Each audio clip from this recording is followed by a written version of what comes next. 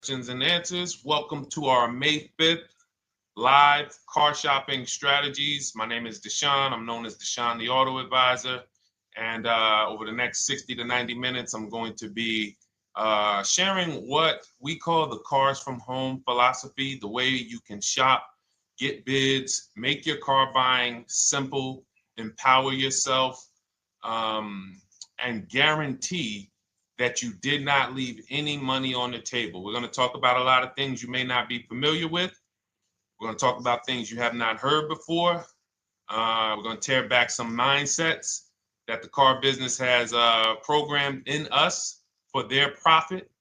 And we're going to tear down those mindsets because they're costing us thousands and they're making the greediest dealers in this country thousands of dollars.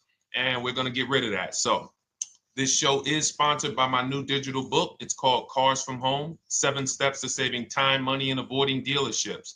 So I wrote that book to give you everything I know, everything I learned at Mercedes-Benz, at General Motors, running my own brokerage, and the hundreds of people, thousands now, that we've helped since 2021 to empower themselves in their car purchases. So part of my welcome offer to you is it's normally $97. You can get it for $24. That's my welcome offer for 30 minutes, anytime during the broadcast.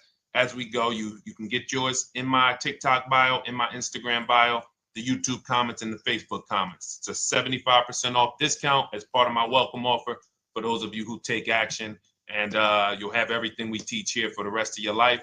And you'll be able to move the same way you're going to hear me move and the way a lot of people I'm going to show you guys are moving. So no questions off limits. Feel free to start typing your questions. We are live on Instagram, TikTok.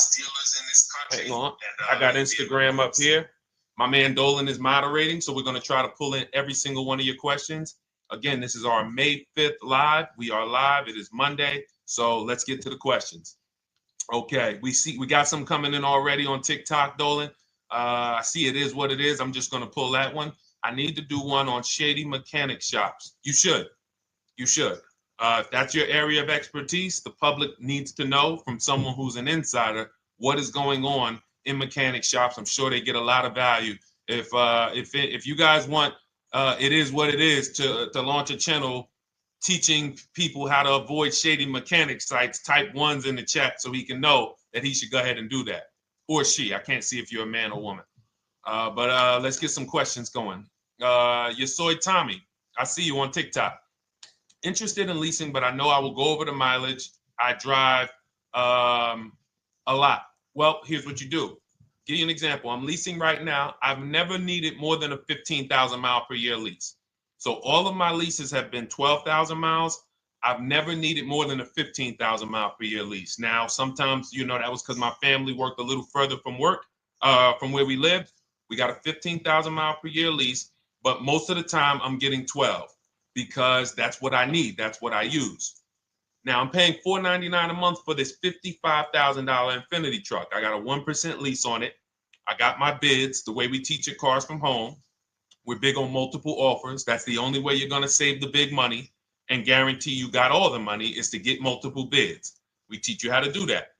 You can do it by phone too. If you want to try to do it by phone, God bless you. We do it through email. We do it through emails and templates, and that's what we do. But I'm paying $499 a month for 12,000 miles. Now, let's just say I needed 15,000 miles. I would have bumped that lease up, and instead of $499, I'd be paying probably $30 more. So call it $530. Now, let's say I'm a high mileage driver at 20,000 miles. That instead of $530, I would probably be paying $620. And there I got my 20,000 miles per year. So the key is, and this is what you'll hear, people will blame the leases for not understanding that they choose the mileage. The mileage is not selected for you unless you go into a dealer and say, hey, work me up a lease. And then they're going to choose the mileage, probably give you 10,000 miles per year, and then try to close you on that. But that's not the way we shop. We're going to shop and we're going to adjust our miles based on what we need. So if I needed 20,000 miles per year, I would probably be paying $620 instead of $499. If I needed 25,000 miles per year, I would probably be paying $680. So I'm just paying, we get what we need and we enjoy our leases. because when we buy these cars and we drive ridiculous miles, we depreciate our cars, we destroy the value, and then we still have a loan on it in a lot of cases for a vehicle that we have destroyed the value in because we put 60,000 miles on it in 3 years. So our loan is moving very slow, but our vehicle's value is dropping through the ground very fast, which is typically how we end up with $15,000, $20,000, $25,000 in negative equity. I used to see it all the time in dealerships, especially when I was in when Uber took off. When Uber took off, year later, 2 years later, 3 years later, we had tons of people coming in with Hondas, coming in with various cars that had 200,000 miles on them, but they still had 3 and 4 year loans left. And, that's just a recipe for disaster. That's a recipe for disaster. So you should not be leasing, though, if you keep your cars 8 years. Some of you familiar with the 8-year rule, you understand. Everyone should not be leasing. I want to make that clear. Some people say, Deshone, you believe everyone should be leasing? No, I don't. If you are not keeping your cars 8 years, then you should be shopping for below market leases. Don't forget those 2 words, below market leases. Because if you're paying what everyone else is paying for their leases, it's not going to make sense. Some of these strategies are not going to make sense. You need to be getting below market leases.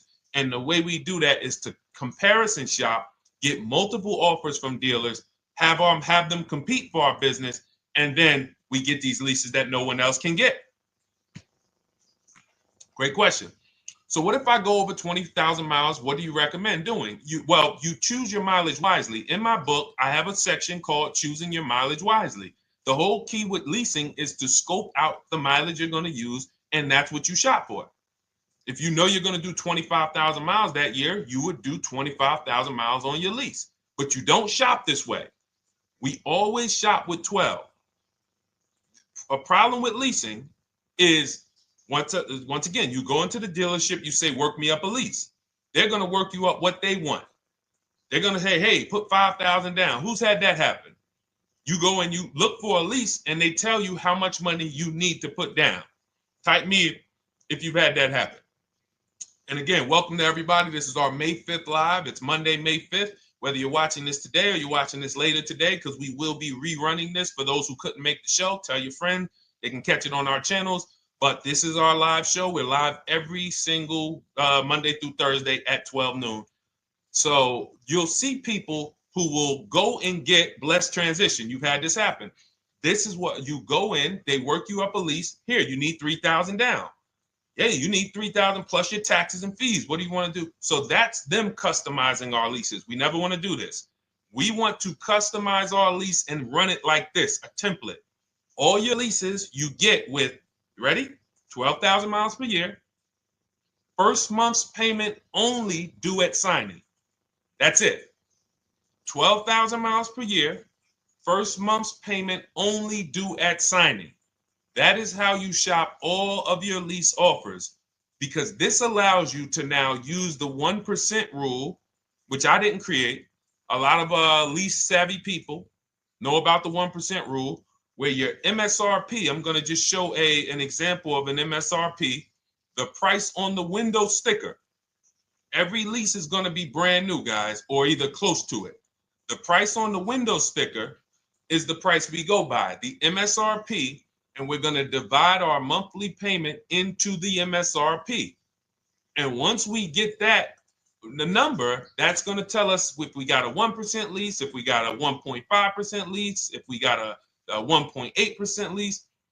And what we did was I created the 1.5% rule to know we were overpaying for leases. You don't have value when you lease something over 1.5%. But let's keep it to the point. The point is you're shopping all your leases, first month's payment due at signing, 12,000 miles per year, and then you're using the 1% to 1.5% rule to gauge the value. Once you find your best offer, that's when you go and you say, can you please adjust the mileage down to 10,000 because that's all I need, or up to 15,000 or 18,000. You shop your offers with 12. You find your best offer concerning what value is, 1%, 1.2%, 1.4%. You lock that up, and then you tell them, show me what the payment will be with 20,000 miles per year or 15,000 miles per year. That's going to keep you from walking into these 80% dealers which are never going to give you a below market deal, when they drop their prices, they're never going to drop low enough to beat their competition. That's why their name of the game is them keeping you from checking their competition. And then you avoid these people, you find those deals, and then you adjust the mileage with that dealer. But choosing your mileage is very important with a lease. And that's why you should take 5 minutes, 10 minutes, tally up your lifestyle over the next 3 years, and you choose your mileage that you need. Great question. Let's go, Dolan. I'm getting married today. Congratulations to Ash on Facebook, everybody. Ash is getting married today. Congratulations. May God bless you with a healthy, lifelong marriage. Hallelujah. All right. Angel on YouTube says, can I lease for 36 months, then purchase to have a lower payment instead of buying at a higher payment? Now, what he's asking or she's asking is, I want this new car, but if I buy the new car, then I'm going to have to pay for the new car, in which case it's too unaffordable. So can I lease it first and then buy the difference at the end? Yes, you can. Let's talk about why that's not that financially wise. There are signals, guys, that tell us we are looking at vehicles that are too expensive for us. Signals. Would anyone on here take a 50-year mortgage? Anybody? Anybody? We got some smart people on here. Anybody volunteering for the 50-year mortgage, ladies and gentlemen? Anybody? Come on, somebody.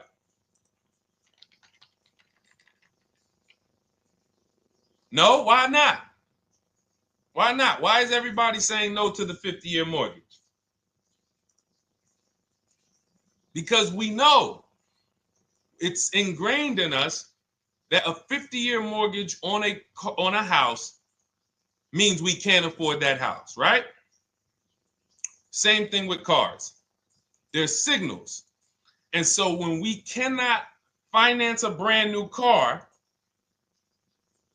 and it's affordable, what should we be doing? We should be going to get a pre-owned car. That's what we should be doing. So some of you have the luxury where you could afford both a new version of the car you want, and you can afford a pre-owned version, of course. So you might say, Deshone, I could afford both. I want this car, but I could afford, which one should I get, new or pre-owned? Thank you to the new gifter, Jeffrey Jones. Welcome. The Black King. Thank you so much. Gifter badges. Appreciate everyone who supports this broadcast. Thank you so much. You helped me to keep this information going. So what you're saying is, I could afford both. Which one should I get? In that case, it's a matter of your values. Do you want a brand new car? You want to treat yourself? You only get it every 10 years. So it's like, hey, I only get a new car every 10 years. I'm going to treat myself to a brand new one. Curtis Thomas, thank you for sharing. Or you might say, you know what? I want to go to value play. Even though I could afford a new one, I want to knock 20, 30, 40% off the price, and I want to get me a pre-owned version. So that's the people who could afford both. Some of you, you're like Angel, who like, I want this car, but I can't afford it new. In which case you go pre-owned, because you don't want to you don't want to lease a car 3 years, even if you get a below market lease deal, great lease payment, turn around and buy the difference, because you're typically going to need a 5 or 6 year loan for the difference. Once you get that 5 or 6 year loan, you add that to your 3 years that you leased the car, and you got 8 to 9 years of payments on the exact same car. 8 to 9 years of payments on the same car. This does not make financial sense to pay that long on a car. This is, you can't reach the reward stage where the car is paid off and you're putting money to the side for maintenance and repairs.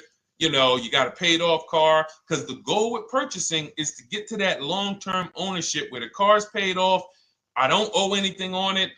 You know, I got a couple $100 I put to the side for maintenance and upkeep, but that's all. That car is paid off. I can keep that thing for 15 years. I can pass it down to my son, my daughter. We got an extra car in the family. That is the value of purchasing.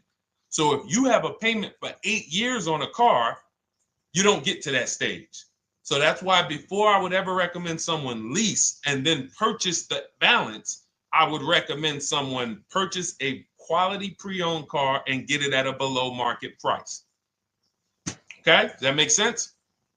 Okay, everything that we're talking about, guys, is in my new digital book. It's called Cars from Home, 7 Steps to Saving Time, Money, and Avoiding Dealerships. Has everything we teach, because the name of the game is learning how to structure your deals. When should I lease?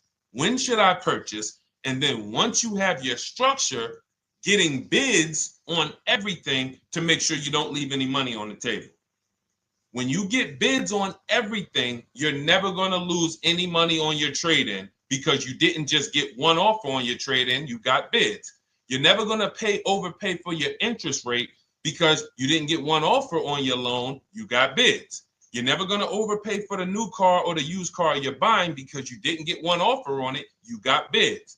And that empowers you to control the transaction. That is what we teach.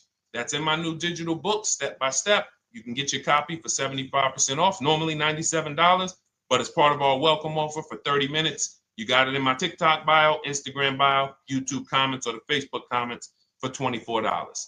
Okay, enjoy it, use it. All right, let's keep it going. I need to buy a car. I want to know how to buy the advertised new the new SUV vehicle for under $10,000 or even under $20,000. I don't really understand the question. Let me read it again. I need to buy a car, and I want to know how to buy the advertised new vehicle for under $10,000 or even under $20,000. Are you saying that's the discount you're looking for, or are you saying that is my budget? Please let me know. I don't quite understand. Go ahead to the next one, Dolan.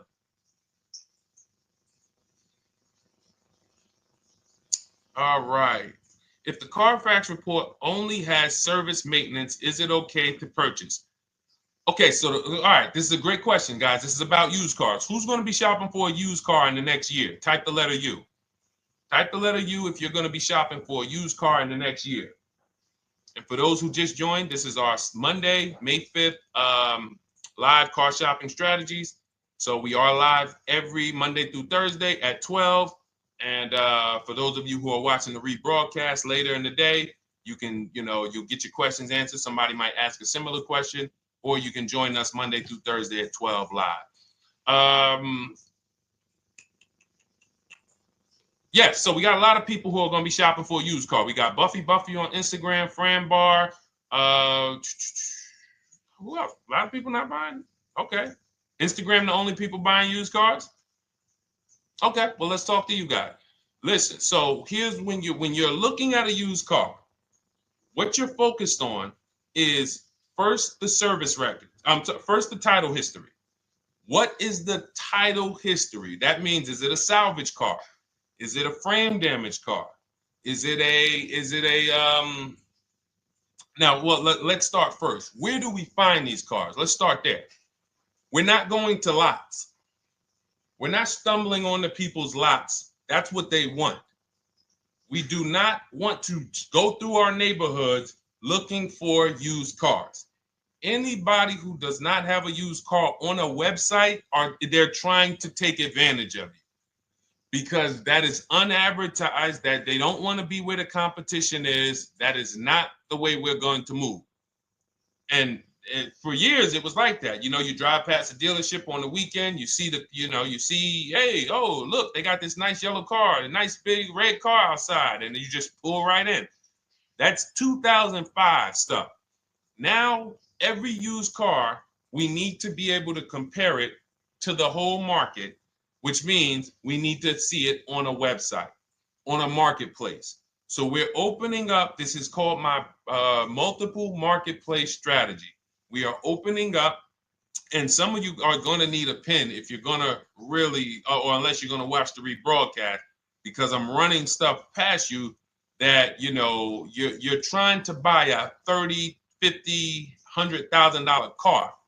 We're not talking about how you're going to get a couple things from Amazon and, set up a little home studio for $2,000. We're talking about the second most expensive purchase most of you are going to make. So it's understand that you're going to need to focus in order to get the most out of what we're talking about. So we're going to go to the marketplaces. The marketplaces are Carvana. They sell their own inventory. CarMax, they sell their own used car inventory. Driveway, they sell their own used car inventory. We're going to go to now dealerships. AutoNation, they sell other people's, they sell their own. They buy and they relist it on their website. But then you have Car Gurus, you have Carfax, you have Kelly's Blue Book, no, not Kelly's Blue Book. You have Auto Trader, Car Gurus. So we're going to all these marketplaces, we open them right up in one tab. So now what we're doing is we're putting in our criteria, and what we want to do, we want to go 100 miles out. Even if you're not willing to drive 100 miles out, you want to see what the whole market looks like within 100 miles. So now, if you know what you can afford, then you can put in your price criteria. I have a tool that I created. It's called the Perfect Budget Calculator. Some people who have my book, you've used it, where you put in your down payment preferred, you put in your interest rate, you put in any equity from your old car, and it tells you, because what you tend to miss is the fees. That's what you tend to miss. So if you're not using this calculator that we created, you want to add another $2,000 or so, because you got to factor in the fees in that budget. Some of you go out and say, man, I think I could afford $30,000. Then when you find your car, they bump you up to $33,000 because you didn't factor in the taxes and fees. So this calculator does it for you in my book, and everything we use the Perfect Budget Calculator. But if you're not using it, just estimate another, a little higher. Now you put all of that into the marketplaces. Now you're looking for what the inventory is. Now, here's the reason why you must open up all these marketplaces. First reason, they have different cars on them.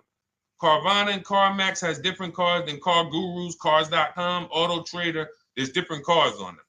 Another reason we need to open it up is because sometimes you'll see one car here on Car Gurus for $31,000, and then you'll see that on Auto Trader they marked it down $2,000. It's $29,000. And you're like, wait, why the heck is it lower? This is the same car. Well, it could be because this marketplace got the notification first to lower the price, and maybe this one takes a little longer to see that, oh, maybe that takes 24 hours before their updates take effect. So that's why you want to open up all these marketplaces. Now you're narrowing this down first based on your color choices, what options you want, your models, and now we're starting to narrow this thing down. So we're narrowing it down. Now we start to look at the history of these cars. This is the best way to start narrowing down your used car search. Let's now dive into the history. I need the Carfax. Now, some of these websites will give you a free Carfax.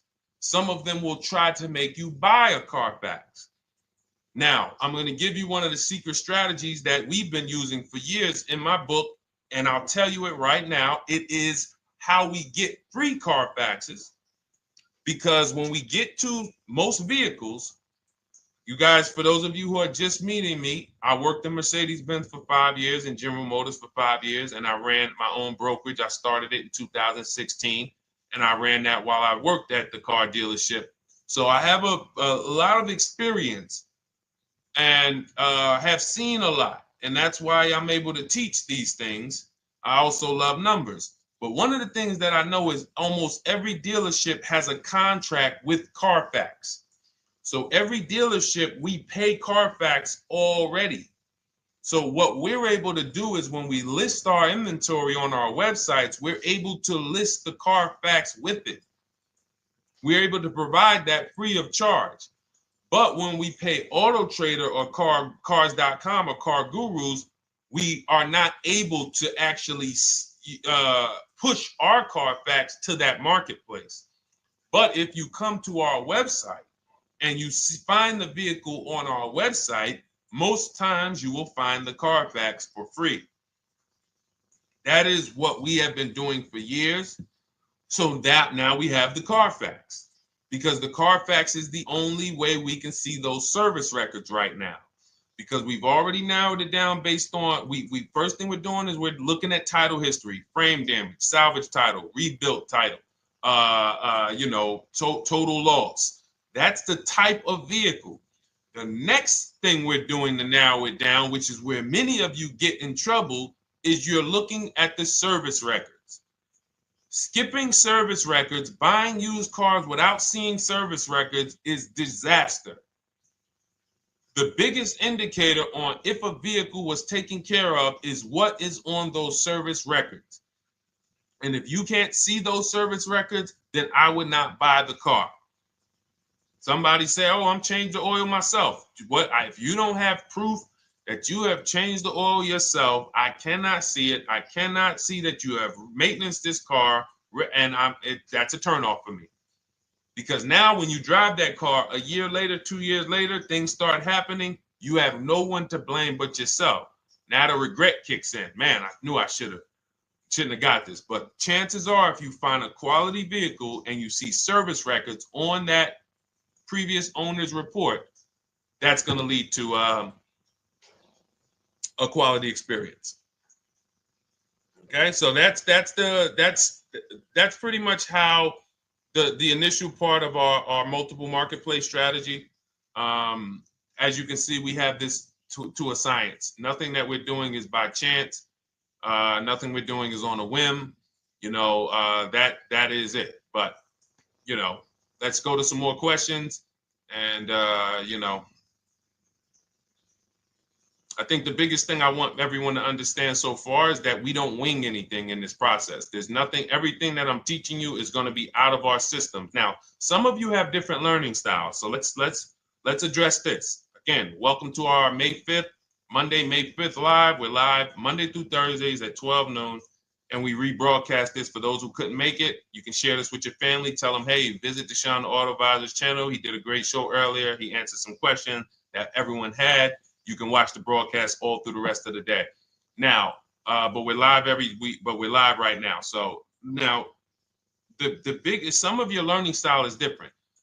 What we teach is we have the ultimate do-it-yourself guide. This book is rated 5 stars. Thank you to everyone who's rated it on Goodreads. Just pull it up right here. For those of you who are actually on Instagram or YouTube, TikTok, you won't be able to see this right now. But the book is rated 5 stars. We appreciate you. And this is the ultimate do-it-yourself guide, whether you're new cars, used cars, leases, bad credit, how to make banks bid for your financing, high mileage driving. It's all in there, step by step. And it's a digital book, so you don't have to wait for it. As soon as you get and hopefully you get there before the 30 minutes, so you get your copy for the $24 instead of the $97.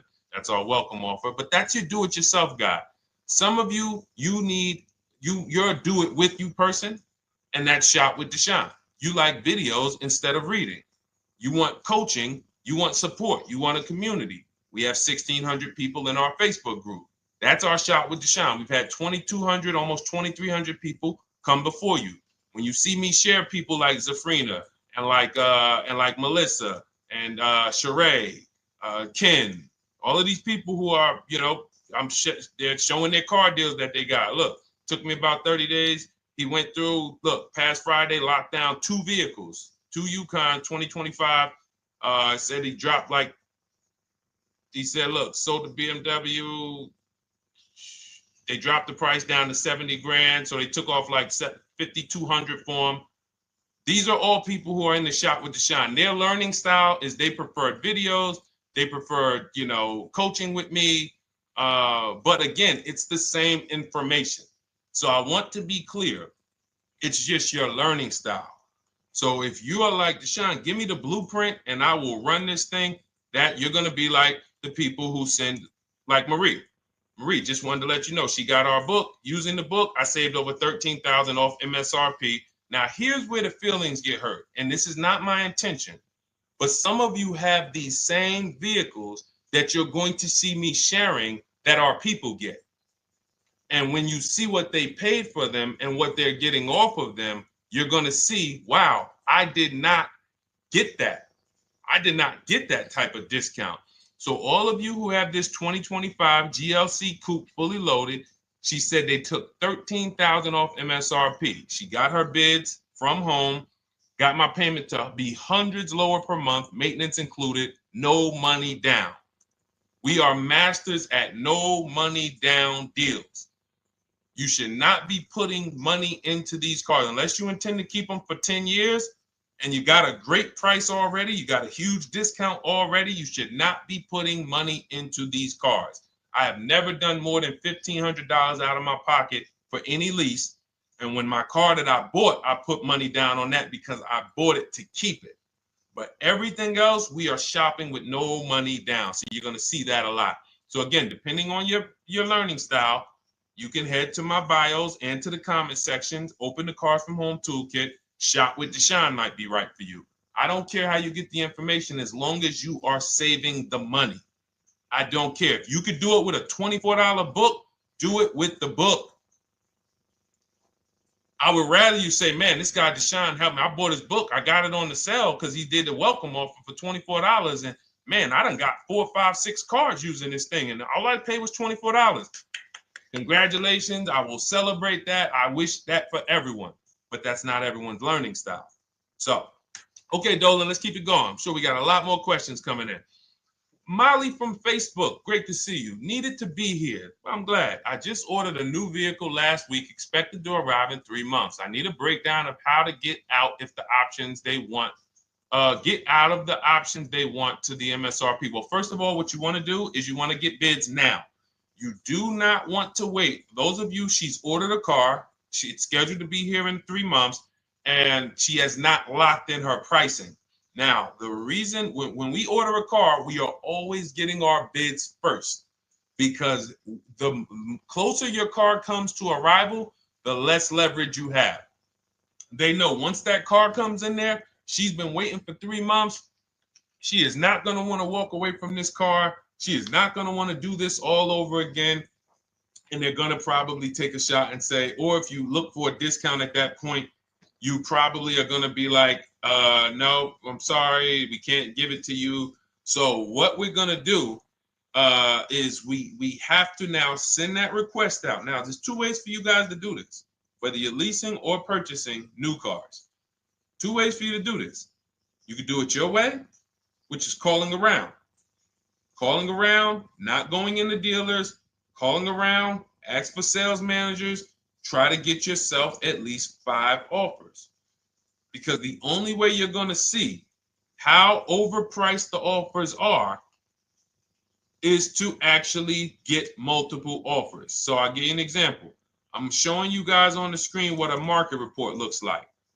So we also have a division. We shop for people's new cars and their leases if they have good credit. So when you see, oh, I tried to pull it up. It's not loading. So what you're going to see, and some of you who've used our stuff, you can testify to this. There is a huge spread between the best price and the worst price. Huge spread. So in order for you to know you actually got the best price, you need to see 4 other offers that are higher. I'm going to say that again. Thank you to all the gifters on TikTok. Thank you, Jeffrey Jones. Appreciate it.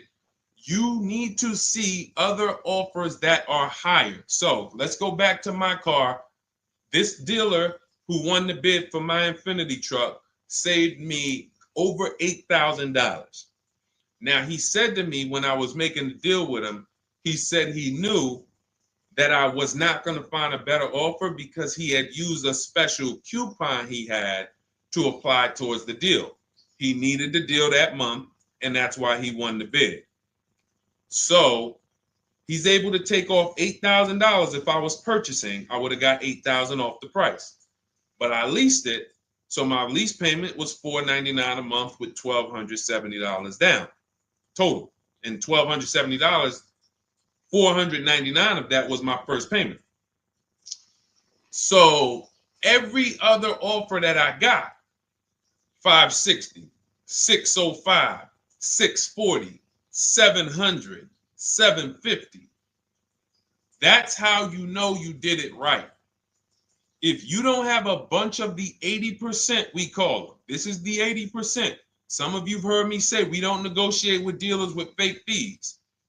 It's a losing battle because even when they take off all the fees, they're still super high. I'm going back and forth by email. So if you're using what we teach, you're taking minutes out of your day. You're going back and forth with email. We close deals in 60 to 90 minutes. I'm not inviting anyone to car college. 60 to 90 minutes of emails back and forth. Next thing you know, we're closing a deal. But you're going to see, even after back and forth and telling the dealers through email, you can do it by phone. Hey, I'm shopping other dealers. Please make me your best offer. I have all the templates written. So when you're using our stuff, you don't even have to wonder what you're going to say. You just copy and paste our template. But even after that, you're going to see, wait, these people are still giving me super high prices, even though I told them I'm shopping, even though I told them I'm serious, I could buy the car right now, even though I gave them every single thing I need to give them to get an offer, they're still $150 a month higher than my best offer. That's going to prove to you that they are the 80%. They are not coming down. When they say this is our best deal to their customers walking inside, they're not lying. It is their best deal. It is not the best deal. It is their best deal. Their competition's best deal will blow their best deal away. And the only way you do that is by getting bids. So that's what you need to do, Molly. Take exactly what you're looking for. If you want to call around, call some sales managers and say, hey, listen, this is what I'm looking for. I put in an order, but I'm not dead set on the price yet. Haven't really gotten, I want someone to lock in a price for me. And hopefully you're purchasing, because if you're leasing, it's tough, because once that lease comes in, you do not know what the lease program is going to be. So if the lease program is bad, then you could find yourself jammed up. Now, here's what we try to do to prevent that. It's not always possible. Here's what we try to do. Once you have found the best dealer who's won the bid, now what you're going to do is say, based on this price that you're selling me the car for, can you give me a lease estimate now? So let's say I'm ordering this Infiniti. I shop around, I find a dealer who says, all right, Deshone, I'll place the order. I'll take $6,000 off list price for you if you do the business with me. Perfect. Can you give me a lease quote based on that now? I know this is not the vehicle. My vehicle's coming, but can I get some type of an estimate of what it would be? And then I look at that, and if it's affordable, now I place my order. But I'm not placing an order for a lease blind, not knowing what my payment's going to be when that car gets here. Okay? Does that make sense? I know I may be typing. This is heavy. That's why I told you guys, when you're here with us in car buying, below market car buying strategies, this is like short 60 to 90 minute master classes. This is not lives where I'm showing you how to make macaroni and cheese and turkey and like, okay, yeah, you got your music playing in the background. Hey, listen, all right, what I need? Oh, hand me the Sazon. No, you could do multiple things. This is heavy finance talk for 60 to 90 minutes, and it will change your life. And I just saw my girl, Lisa. Lisa, good to see you. Lisa's been, she's been learning from us and rocking with Cars from Home. Let me see. I'm glad you clarified, even if no money down on the lease, you still really have to give them the first month's amount. Yes, I don't know what I'm going to do yet, buy or lease. No matter, I'm learning lots and sharing with my peeps. Thank you, Lisa. Thank you. Now, technically, you don't have to give them the first month's payment either. What I do is our templates all involve shopping, first month payment due at signing. But if I wanted to, so let's say, for example, on this $499 a month lease I got on the Infiniti, and I'll actually will add this because I'm glad you said that. The lease that's your first month's payment, so it's not considered money down. It's considered your first month's payment because you're leasing, you're paying 36 months or 39 months. We don't do 4-year leases. We don't even do 3.5-year leases in most cases. We're not doing it. It's 36 months, 39 months. And if they have a really, really good program for 2 years, they will tell us about it. But we shop for 36 months. But you can tell that if I wanted to tell them, you know what, I want to do a straight sign and drive. I don't even want to give you the $499 for the first payment, which means you're asking them to pay the first payment, then it would have just been $500 going back into the cap cost, which would raise the payment probably with interest and taxes, maybe 15, 17 bucks, something like that. So if I truly wanted to bring nothing to the table, I can just have them to, cap the first month's payment. You can do that. You can do that. So you can ask any questions. I know you're in our Facebook group, and so you let us know. But the 8-year rule is your basis for leasing versus buying. The 8-year rule, when you guys open up my book, you'll hear me talk about this. I'm going to make a whole lot more videos about the 8-year rule because it is the parameters for how to know whether to lease or buy. It takes into account how drastic cars depreciate. They lose value like crazy. All the losses are in the first 5 to 7 years, and you don't win until you've kept the car at least 8 years, compared to someone who's getting a below market lease. So let's take an example. You look at somebody like, Brian. Brian got my book. Just finalized my first ever lease using your system. 2025 HRV Sport all-wheel drive, $30,000, $505 MSRP. So this is a $31,000 vehicle almost, and he got it for $395 a month, which is a 1.2% lease, no money down. Now, his initial quote from this dealer was $434. This is the winning dealer. But in my book and in our systems, we have a counter offer calculator where we put all the offers we get into the calculator, and then it calculates the best offer and it tells us what to counter. So his initial quote was $434. He countered with the calculator and ended up closing his deal at $395. So these are the people that, for all of you who you're like, wow, are there any cars out there with a $300 payment anymore? Well, if you're buying a car, you are buying it at a $300 payment. You could only spend, who knows, every $5,000 on a vehicle is about how much per month. Every $5,000, when you're looking at a car, every $5,000 on a 5-year loan, which is what you should be defaulting to, is about how much per month. Thank you, Nikki. Nikki got a #1 gifter badge. And I don't really know what all of that stuff means, but I definitely appreciate it. The Black King, thank you so much. I just know it means you guys support the show. So I appreciate it. So who knows? Every Nucci Graham is and I wanna Nucci Graham will address you next, because as soon as you get your book, on the thank you page it says, "Thank you for your purchase. Click below to open your book." So we'll address that shortly. But okay, thank you, Lisa. Yes, every $5,000, and Nikki, $100. So this keeps you in the safe zone.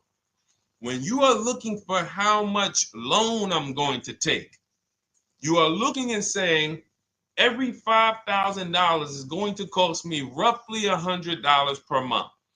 So if I want to spend $400, then my loan needs to be about $20,000, which means I'm looking at this car. If I'm going to buy it for $23,000 plus fees, and I want to be at $400, I'm going to have to come up with some more money down, because I need to get my payment here.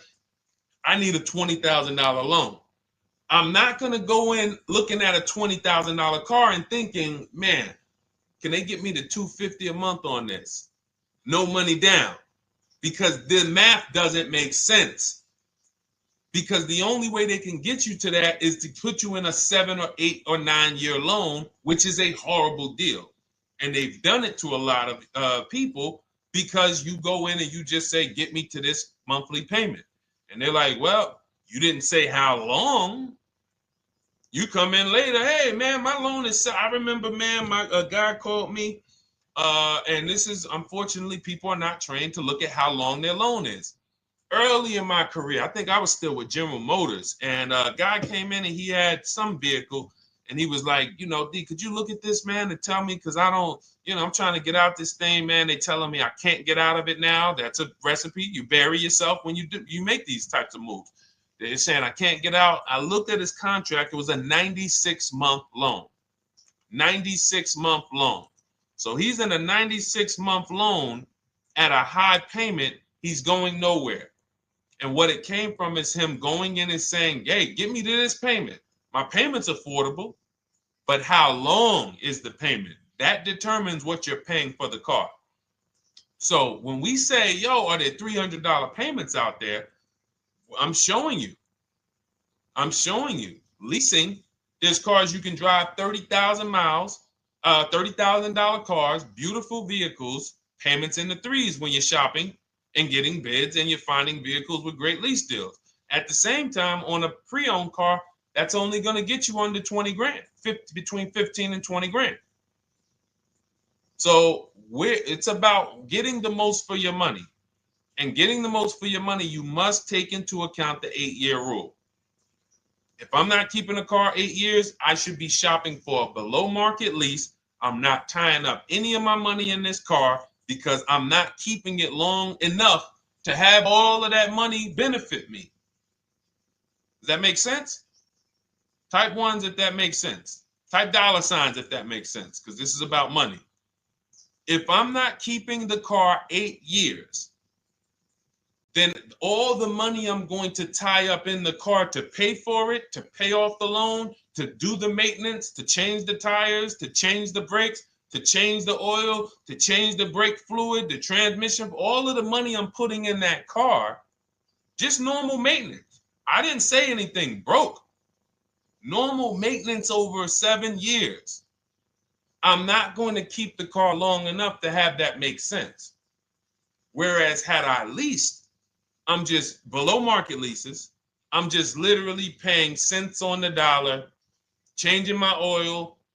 Most of the times I'm out the car before I need brakes, unless some of you are driving 15,000 mile a year leases, and then sometimes you will replace the brake, but it still does not compare to the cost of purchasing. And you know, throughout the show, I'm gonna show a lot more lease deals and a lot more discounts. But the reason why I show you guys the lease deals is because the money doesn't lie. Unless you're just hell bent on paying more, the money does not lie. You can't compare when I was, you know, I'm driving $40,000 cars, my payments have a 3 in front of them, and my friends are driving $20,000 cars and their payments have a 3 in front of them. And those cars are used, need maintenance, you know, warranties done ran out after 4 years. I'm over here driving brand new cars, problem free, and they're paying the same amount or more than me, and they're driving inferior products. And then once they really get tired of the car, they go ahead and they trade it in and they start the process all over again. So it's bad financial advice that the car business never trained on, and they just love for people to be ignorant. But we're not going to be ignorant here. All right, Dolan, let's keep it going. By the way, all of you who just joined, this is our Monday, May 5th live. We are live every Monday through Thursday at noon. So for those of you who may be watching the rebroadcast, we rebroadcast the show all through the day. So for those who missed the show, you can either, you know, or some of you want to tell your friends, oh, hey, you're shopping for a car, go watch this show. And we'll rebroadcast this show all through the day. And we rebroadcast all the episodes through the weekend. So for those of you who didn't have time, you're like, man, I want to catch up on all the shows, all the questions that were asked. We'll rebroadcast those through the weekend. But we are live every Monday through Thursday between 12 and usually 1:30. You can have your friends and family tap in. You can bring your questions, and we try to get to as many as we can. All right, Dolan, let's keep it moving. Let's get to some more. What are the companies for loans? Well, there's a lot of them. First thing you want to do is, so we teach something called the bank bidding war. This is a question, because here's my question to you guys. Where do you get your car loans from? Here's my question to you. And I'm going to tell you how we should change the answer, because I know what some of your answers are going to be. Where do you get your car loan from? Some of you are going to say my bank. Some of you are going to say the credit union. Some of you are going to say the dealership. But all of those are not the answers we want to go with anymore. Here's the answer. You got it, Nikki. I love Nikki. Whoever gives me the best rate. That is going to be the answer moving forward. If you're using what we're teaching, that's your answer. Whoever gives me the best rate. What, in other words, whoever wins the bid. So what we're doing is we are not just going to our credit union and having them run our credit, give us a rate, and now we going out and we're shopping with a check in hand and we're shopping with our back against the wall because the bank says, well, hey, you know, your pre-approval expires May 17th, so you hurry up and find a car or you're going to have to come back and run your credit again. Now we're over here and our bank is putting our back against the wall. That's ridiculous. So what we do is we use what you should do is you should look at the average interest rate. If you have average credit, look at the average interest rate, and then you use that to budget. Again, I have a calculator that we invented. It's a proprietary calculator. You can't find it on Google. It's in my book. It's in our course, Shop with Deshone, in our checklist, our video checklist. This is stuff that, again, we don't, if you notice stuff that I teach, it's not anywhere. Deshone, why can't I find an 8-year rule on YouTube? It's because it's Cars from Home. We created it. I can't find the 1.5% rule. No one else teaches that because it's our intellectual property. We created it. I don't mind people saying it, but they need to understand we didn't find this stuff. We created the stuff. So calculators, we invented them. So this calculator you take this interest rate, but even if you want to use a standard payment estimator calculator, you can take just what I said. Remember, add a little bit more for the fees, because that's what you're not taking into account. The fees, the taxes, and that's where we get in trouble. My calculator, our perfect budget calculator, does that for you. So now you want to look at the average interest rate. Type in average rates for cars. Use that for your budget, just so you can know about how much car I can go and get. So between what I told you about the 5,000 being $100 a month, and that last part about, adding a little bit more and using the average interest rate, you should have a good gauge on a range of car to go and shop for. Now, once you now shop your market, whether you're shopping new or whether you're shopping pre-owned, once you find no one's touched your credit till now. No one has touched your credit with a hard pull, especially not. We do not, in order for this to work, like what Nikki is saying, where you're only giving your business to the bank or credit union that gives you the lowest APR. In order for this to work and for you to be able to shop freely, no pressure, you need to make sure you don't let anyone run your credit with a hard pull before you find your best deal on a car. Soft credit pulls, estimates of budgeting, the way I just said.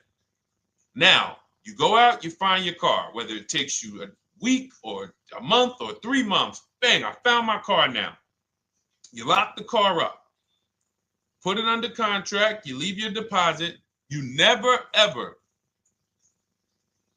How soon when you get a car does the dealership want you to take it? I like asking questions like this because we can prove how predictable most of the car business is. How soon after you purchase a car does the dealership want you to take it? Thank you, Janae. Immediately. Now, the reason for that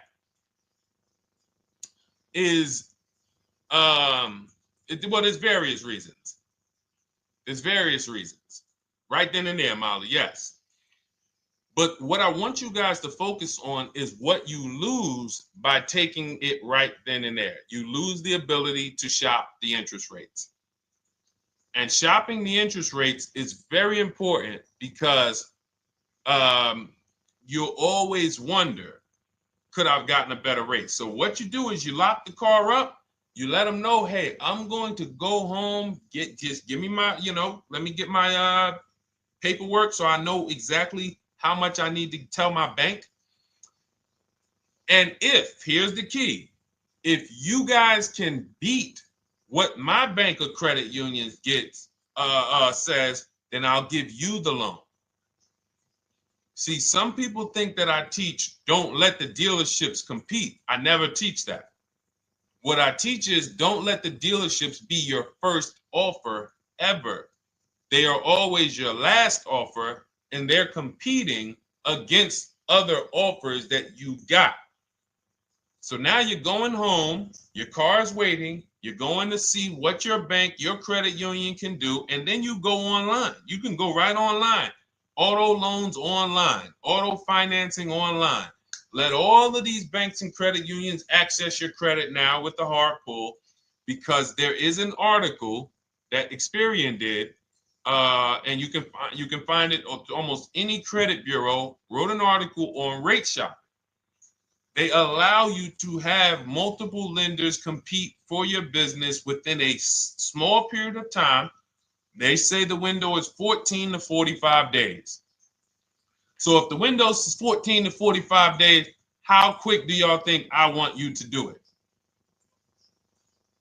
If the window says, because that's a big window, as long as you shop within that window, at the end, those multiple inquiries will have the same weight on your score as one inquiry, because it looks as if you were shopping and you were doing your due diligence. Thank you, Greg, Sheila, with these gifter badges. I don't know. It's like a nice. I appreciate it, Glendale. Thank you. So with these, when these banks are competing, what you're trying to do is say, everyone here on my end, we call this the bank bidding war. This is round two. Round two is you are bringing your car home. I'm sorry, you are at home. You're going online. You're calling your bank. You're calling your credit union. If you have one, you're going online. This will take you literally one day, not even. This maybe take you an hour. Because if they say that the window to shop is between 14 and 45 days, I want you to do it in 24 hours. We want all the competition in 24 hours.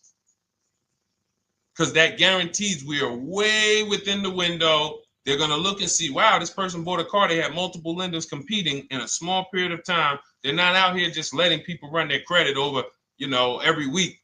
Some new banks running their credit.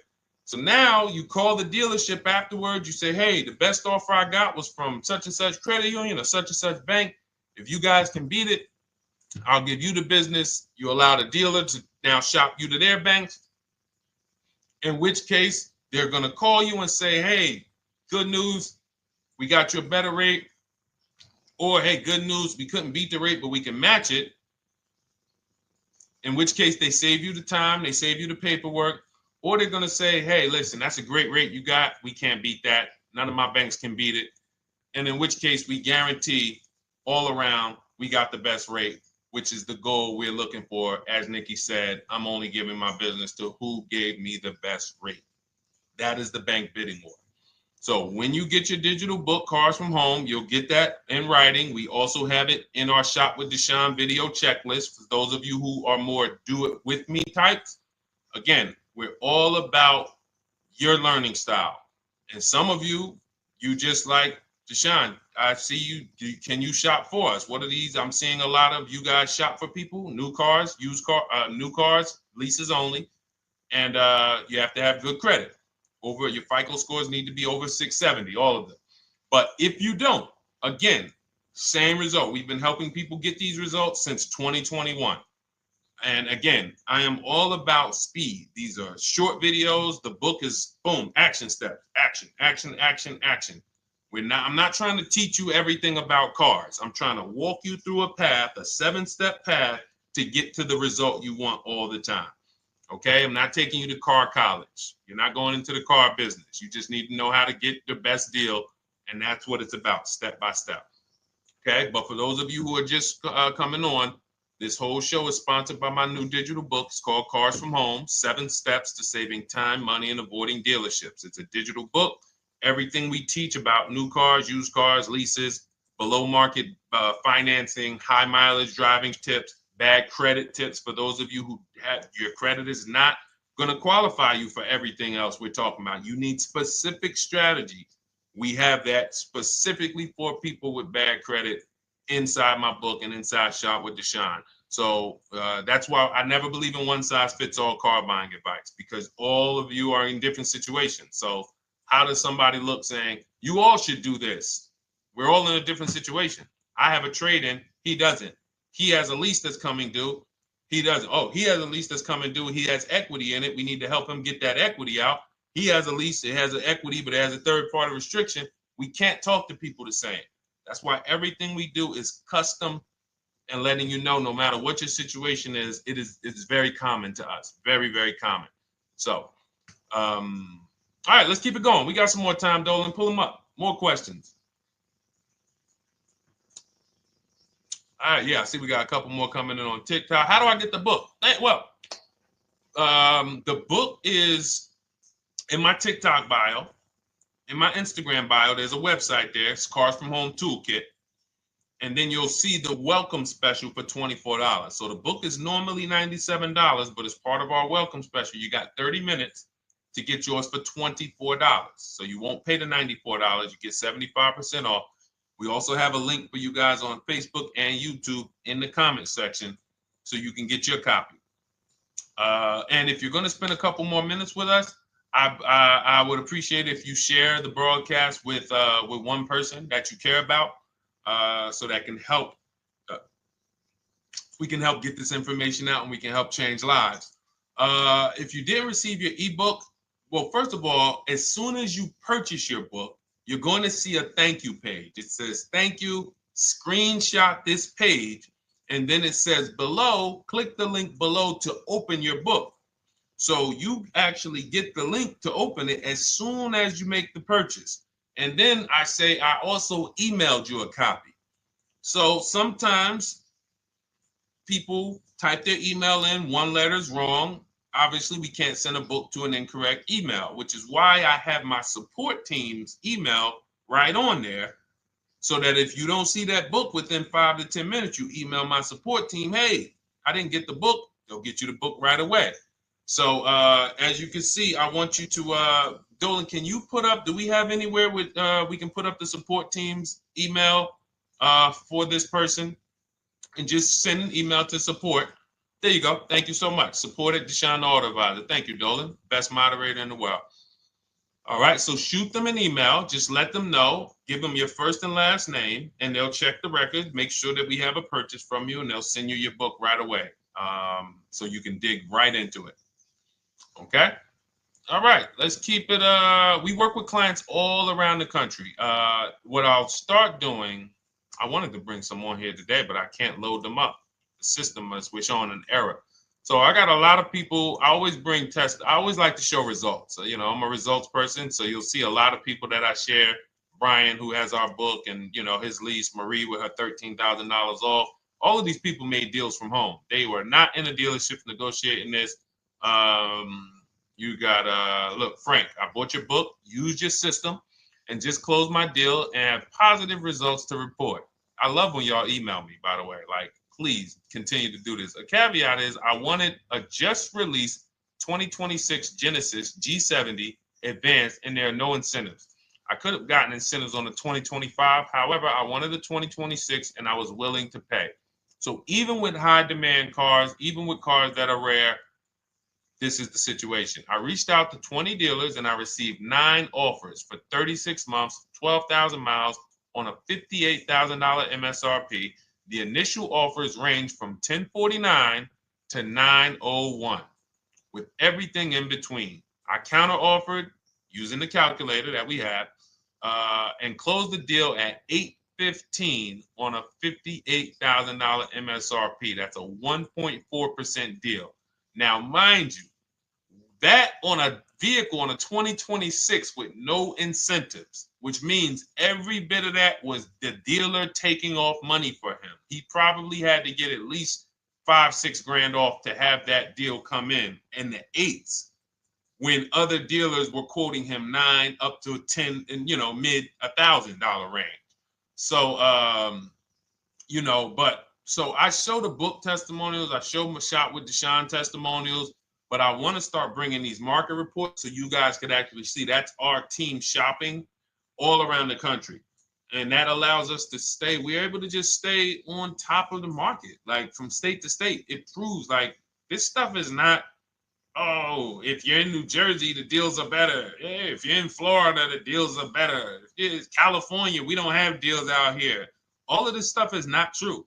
And thank God we have people using the Cars from Home systems, be it by book or be it by our video checklist, or be it us shopping for people all around the country where we can tell you beyond a shadow of a doubt. I can show you market reports from Texas, from Oklahoma, from South Dakota. We did a deal for a Mazda, a South Dakota deal, Nebraska, California, Florida, Georgia. We're shopping for people all around the country. And there's great deals everywhere in the country when you know how to make dealers bid. Because you're always going to find that 20% dealer who just wants to beat their competition. They're the best in the region. And you got to go out to find them. You got to have a system to find them. Because most of the dealers are not them. Most of the dealers are the 80%. That's just the way it works. It's a numbers game. And the 80% are very expensive. And when you walk into the 80%, they'll go down. You're like, oh man, all right, can you take off? Can you get me down? Like, yeah, man, you're like $150 a month higher than where I could be, my max. And they go back and forth. They're like, man, I could take off $50 a month. Ah, man, that's the best you could do.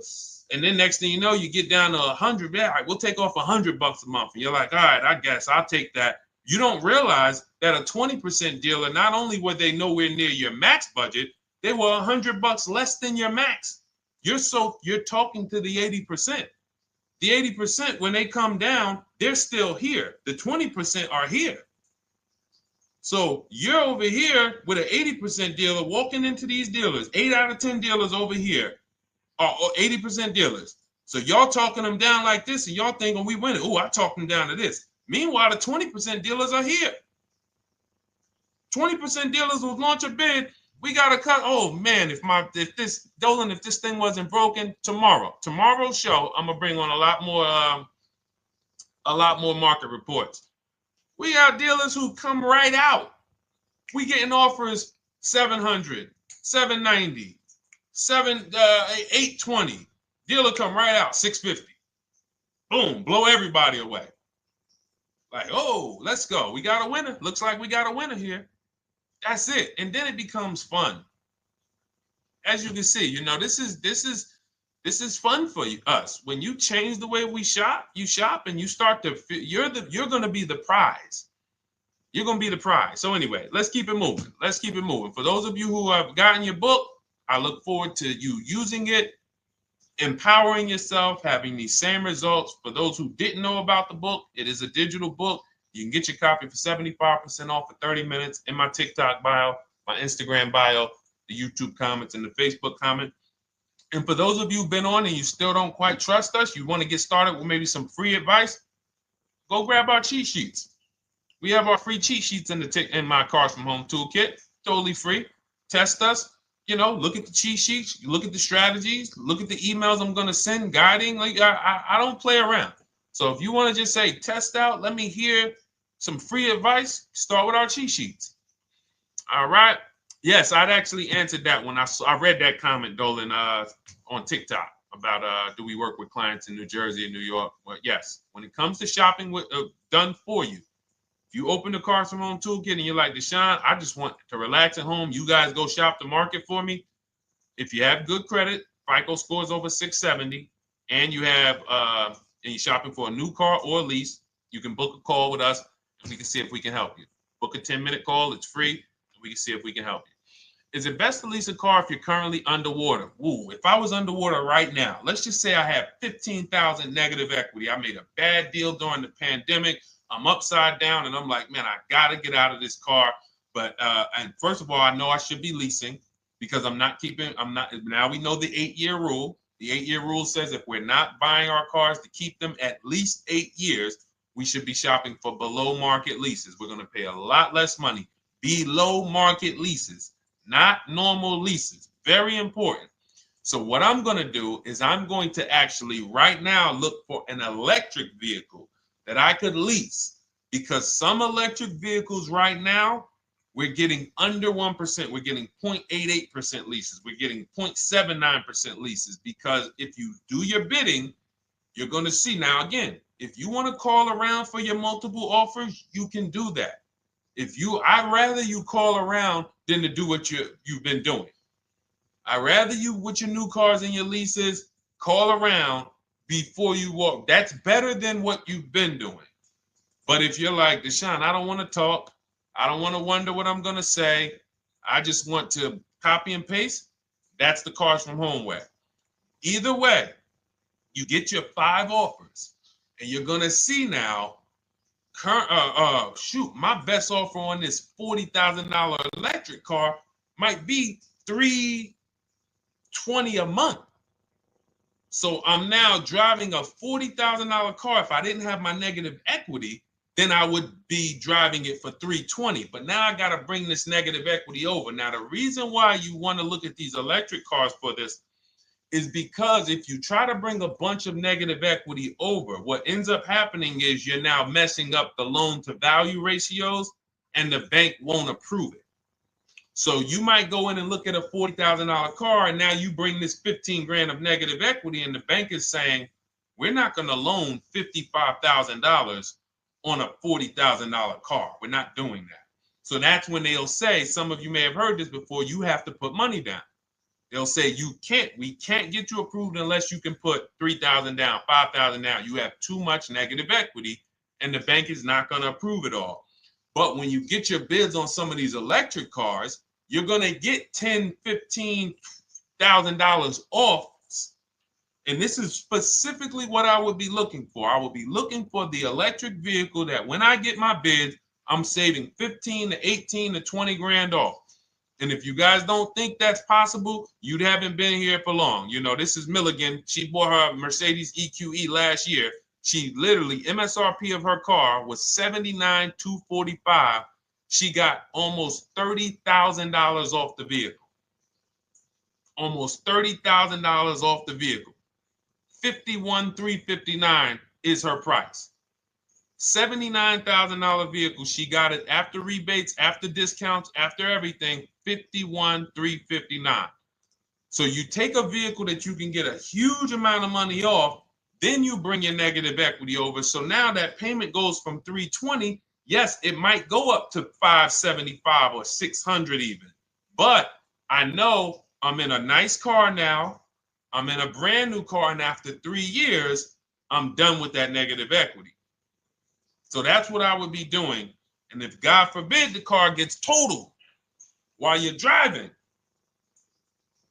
you're out of the negative equity in a lease.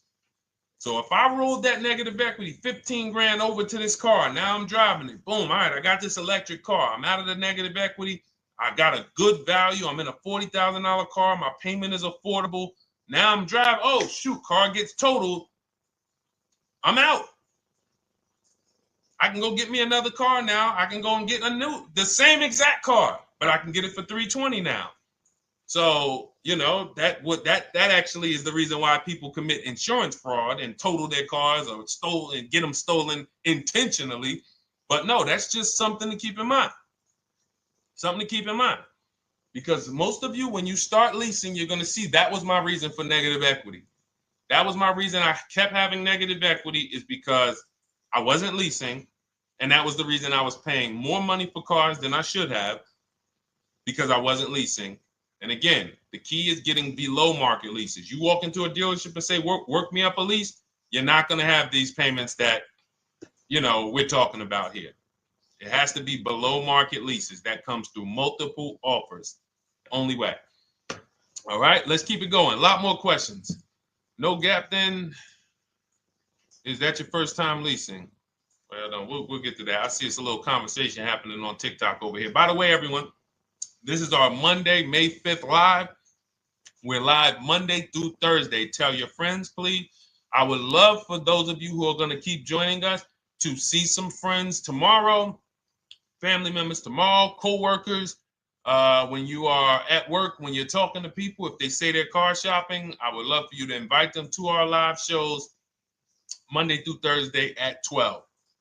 And if they couldn't make the show, we will rebroadcast each episode for the rest of the day. So after today, after we end the show, if you guys want to refresh on some things or you want to whatever, you want to send people, we will rebroadcast this episode for the rest of the day. And then on the weekends, we put together a weekly compilation. We broadcast them all just for the people who couldn't make the live shows. But every Monday through Thursday, we are here. And yes, happy Cinco de Mayo to you too, Nikki, and to everyone who celebrates. All right, what do you think about waiting till December month, mid-month to buy a vehicle? I do not. Dealers need cars to sell before that. It's a myth. All right, we're going to dispel a myth, okay? When have we been taught that the best time to buy a car is? Thank you to everyone running up the likes on TikTok. We're at 3,400 likes. Every time you hear something you like, you double tap the screen. That makes a big difference. It sends a message to TikTok that we're doing something good over here. Okay, end of the month.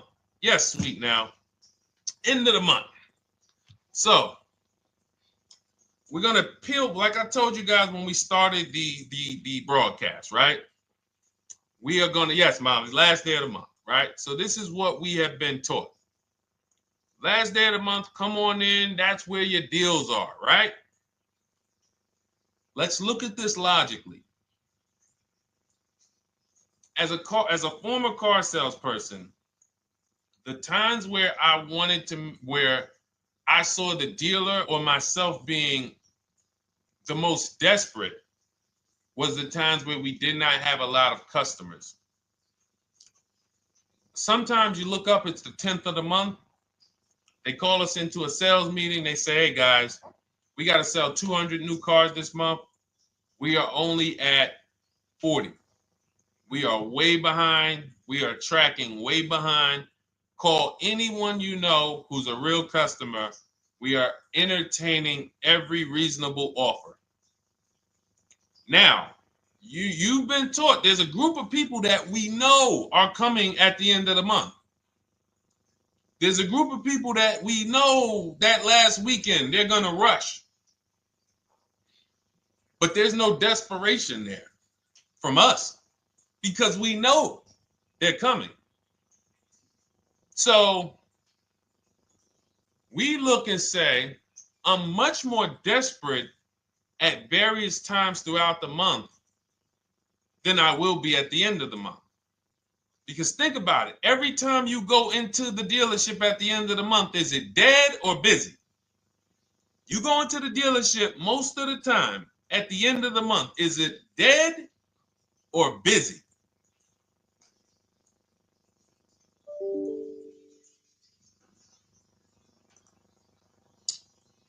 Thank you. It's a zoo. It's a zoo. Customers everywhere.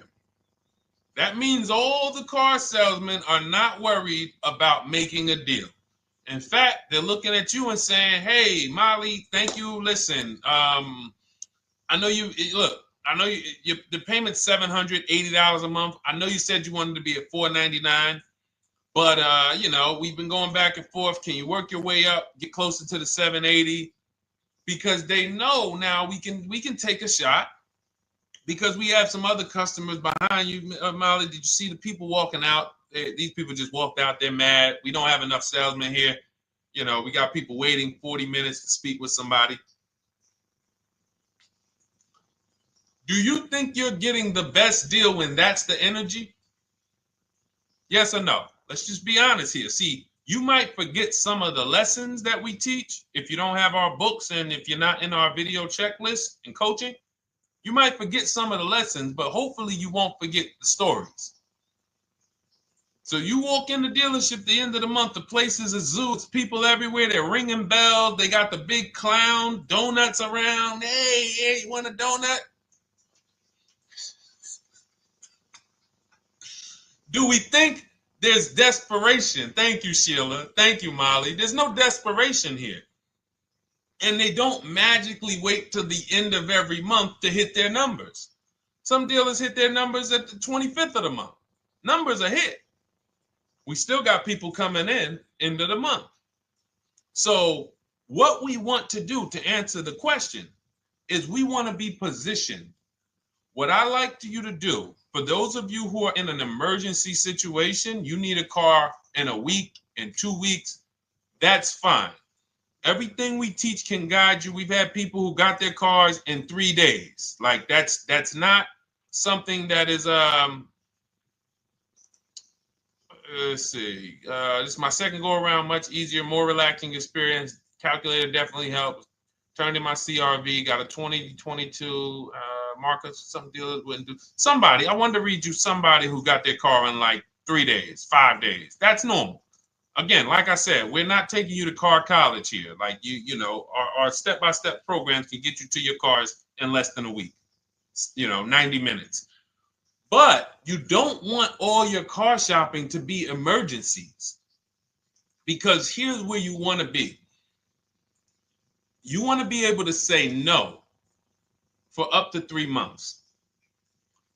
Reason is, there's a group of people that walk into the dealerships. They're there right now. They're desperate. They're giving off desperate energy. They can't say no. They back themselves into a corner for whatever reason. If their leases are up, maybe they don't know you can get an extension. If your lease is up this month, you can call. You can get yourself an extension for 1 month. Some leases will be extended up to 3 months, up to 6 months. Those of you who have cars and you're like, Deshone, I'm shopping for a new car, but I don't need it. I just, my car still got some life to it, but, I want to look for something new. This is a position of power to be in. This is where you want to be. You want to be able to say to yourself, all right, let me look at the offers this month in May. All right, I'm going to follow up next month because the offers change. The used car market changes. The lease prices change. The dealer desperation, it changes. I'm not letting tariffs push me into doing something and making a bad deal. I'm not doing it. I'm not worried about tariffs coming, because there's going to be deals no matter what. If the prices of the new cars go up, what happens to the prices of our used cars that we're going to be selling? See, that's how we really won during COVID. Some people who've been with me since 2021, that's how we were winning. My man John Shaw, he was one of the first people. David Isaacs came in, got his BMW. Yes, the lease prices were slightly higher back then. We were still getting under 1.5. We were still getting 1.4. John got a 1.2 on a Jeep Wrangler, but we were selling our old cars for 8, 10, 12 grand more than they would be worth today. So even if the new car market goes up, we know how to maximize the prices of the cars we're getting rid of, and we're going to offset it. So we want to position ourselves to be able to say no. That is the strength. That's the leverage where we can say, you know what? All right, I'm going to follow up next month. Now we're telling the dealers right up front, hey, call me. I'm good between now and June 18th. I'm good between now and July 20th. So now what those dealers say is, okay, this is a serious customer. By the way, we have all this in templates. In my book, you fill out the template, you fill in, here's the day you can buy a car. This is your deadline. When we blast it out, these are things you can call dealers and you can tell them, hey, I'm good between now and anytime before the summer. Call me if you get a black one with the red seats and this package in it. If you want to call around, you want to do it that way, you could do that. But what you're letting them know is, call me when you want to make a deal. I can make a deal today. Let me see the numbers today. Great. All right. If sometimes you'll see that a car is a little bit out of the range we want it to be in, you might say, man, I'm looking for it to be around, 505. This thing's coming in about 550. Okay, maybe I'll check next month, see if the program gets better. You might say, all right, dealers are saying to some of you shopping for cars that maybe every dealer is not going to have it. When you reach out to the dealers, only 5, 6 dealers have it. But they say, hey, I got something coming in May. I got something coming end of May, June. Is that good for you? See, they're desperate customers. They can't say yes to that because they back themselves into a corner. But you guys now operating with a 90-day shopping cycle. If a deal comes today, I'm jumping on it. But if you got something coming next month, I'm jumping on that. Call me when you're desperate. Call me when y'all have that meeting. Hey guys, we're way behind.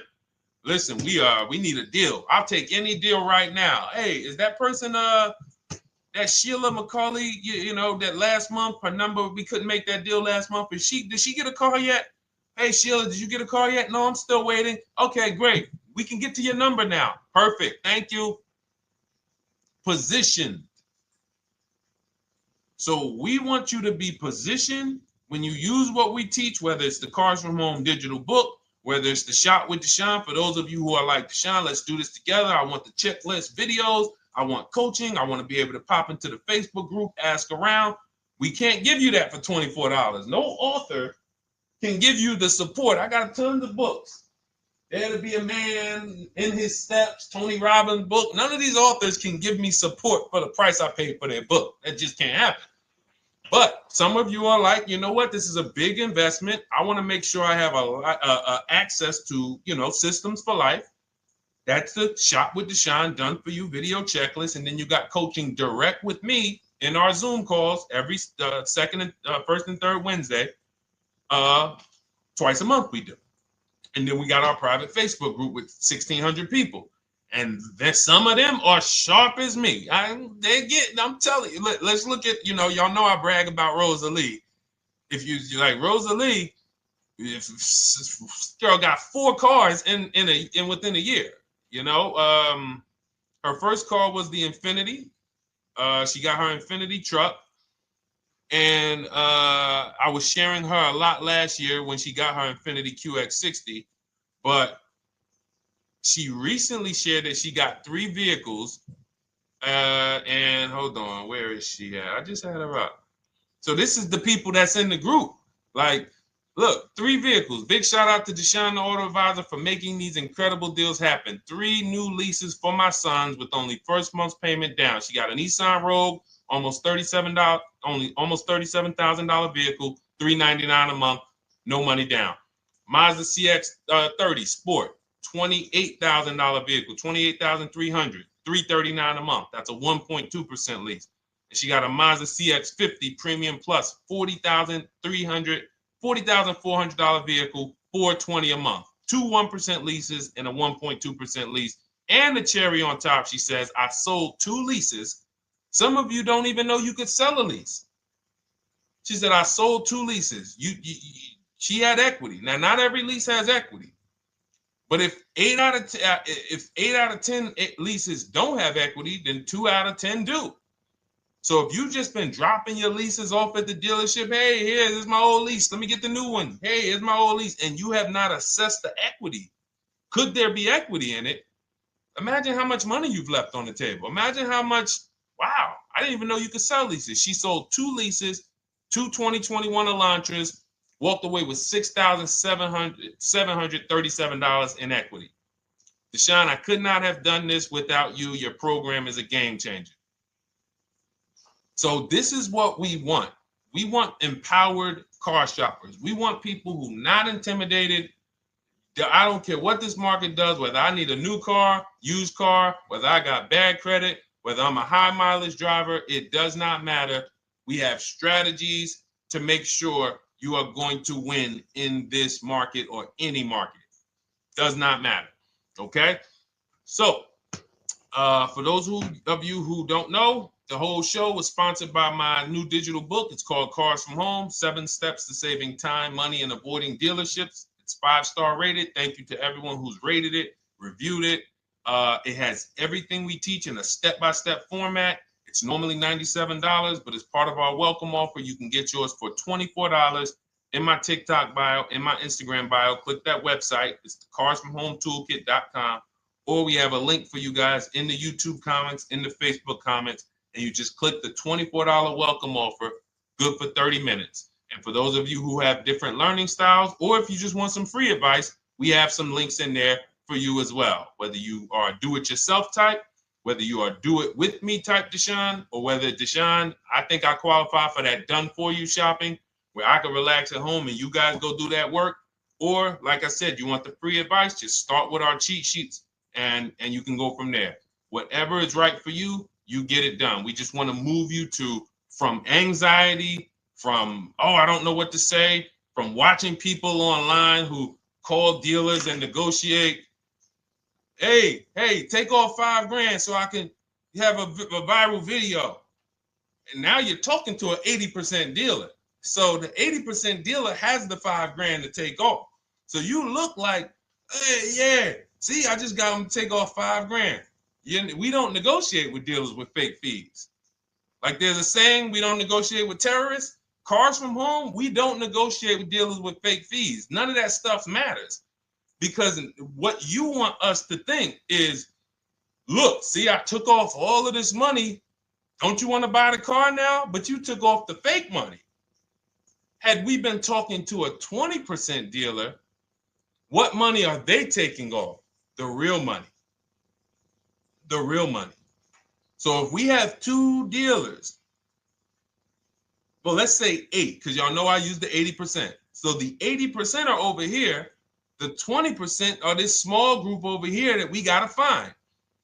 Now, the 80% are starting so high that when they take off all the money, it's fake money. We marked up our cars. We got platinum kits on them. We got the Hertz service plans on them, and the Simonized kit and the low, all of that stuff. Okay, so yeah, we done took off 5,000 for you, but 4,000 of it was fake. Meanwhile, this 20%, they don't have the fake. So when they take off 4,000, it's real 4,000. And we over here talking to these people. Hey, take off all that fake money. See, guys, you can do this too. So listen, we bidding is the way to go. You cannot negotiate your way to a below market deal, but you can get bids and it will make your life easier. You'll start to enjoy your car shopping. You'll start to feel like you're empowered. You're the prize. Someone won your business. They won your loan. They won the opportunity to buy your car.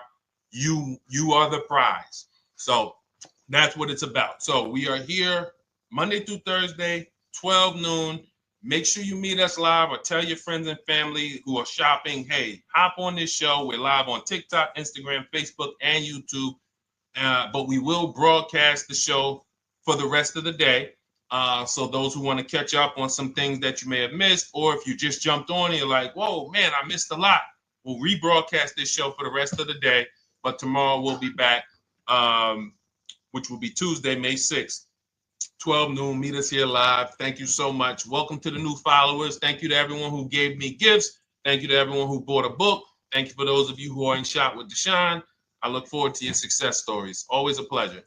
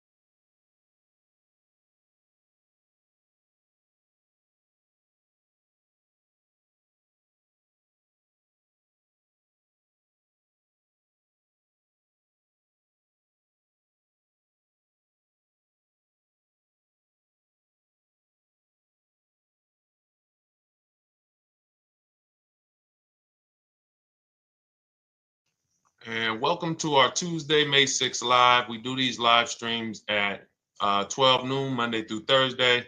I am your host, Deshone the Auto Advisor. And for those of you who've never met me, I have devoted the last 4 years to teaching people how to get the best deals on cars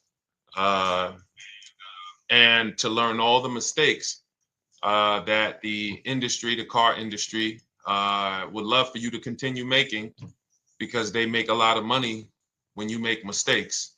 And so what we do here is we really just do questions and answers. I will teach on various topics that I feel are widely misunderstood, like the subject of leasing.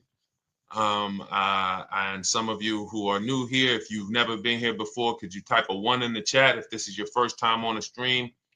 We do these streams about 60 to 90 minutes. And if you're going to get the most out of them, we just ask that you lock in, that you focus, because we will be talking about $1,000 mistakes. Nothing here that we'll be talking about over the next 60 to 90 minutes is hundreds of dollars. You know, I'm not looking to, have you spend some time with me on a Tuesday to talk about how to save hundreds of dollars. No offense, I'm sure that's important to some people, but we are here to talk about things that are affecting your bank account by the thousands every year. And so if you got some time, I would love for you to hit the like button, like wherever you are, and let's just tap in. You can start to type your questions. This whole stream is sponsored by my new digital book. It's called Cars from Home, 7 Steps to Saving Time, Money, and Avoiding Dealerships. It's a digital book. It's 5-star rated. Thank you to everyone who's rated the book and reviewed it. And it's normally $97, but for the next 30 minutes while you're watching, you can grab your copy for 75% off. That's our welcome offer. We always like to reward people for taking action.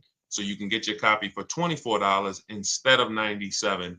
And you can just head to my TikTok bio. You won't leave the show, my Instagram bio, the Facebook comments, or the YouTube comments, and use that link to get your welcome offer, and you'll have everything we teach. So as we go through this for the next 60 to 90 minutes, if you're like, whoa, Deshone, this is a lot. Wow, this is a lot. You can grab the book and make sure you have everything that I teach and everything in a step-by-step format.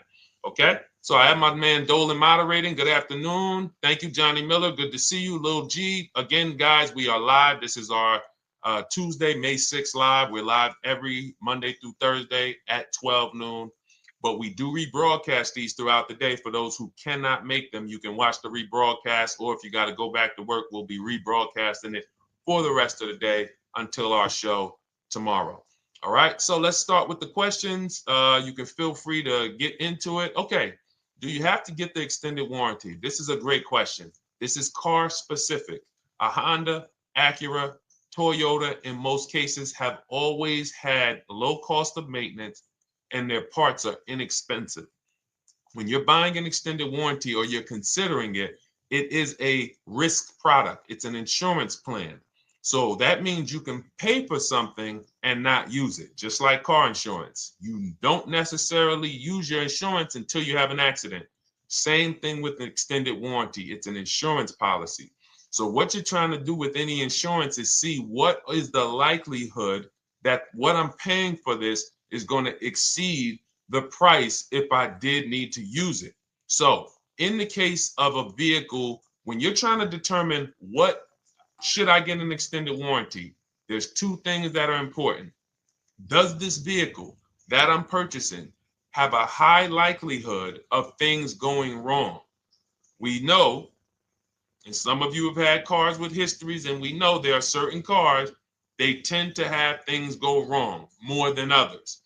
And what I like to do is go right to Google and type in repair cost, because this is the second item that we are looking at. We're looking at average repair cost. So if you're buying a 2010, a 2015 Nissan Altima, 2018, Hyundai Sonata, you go right to Google, you type in 2018 Hyundai Sonata average repair cost. Now, if you see that those typically go on the lower side, then that can take a lower set of risk where you might say, all right, likelihood of these things going wrong on this car is slim.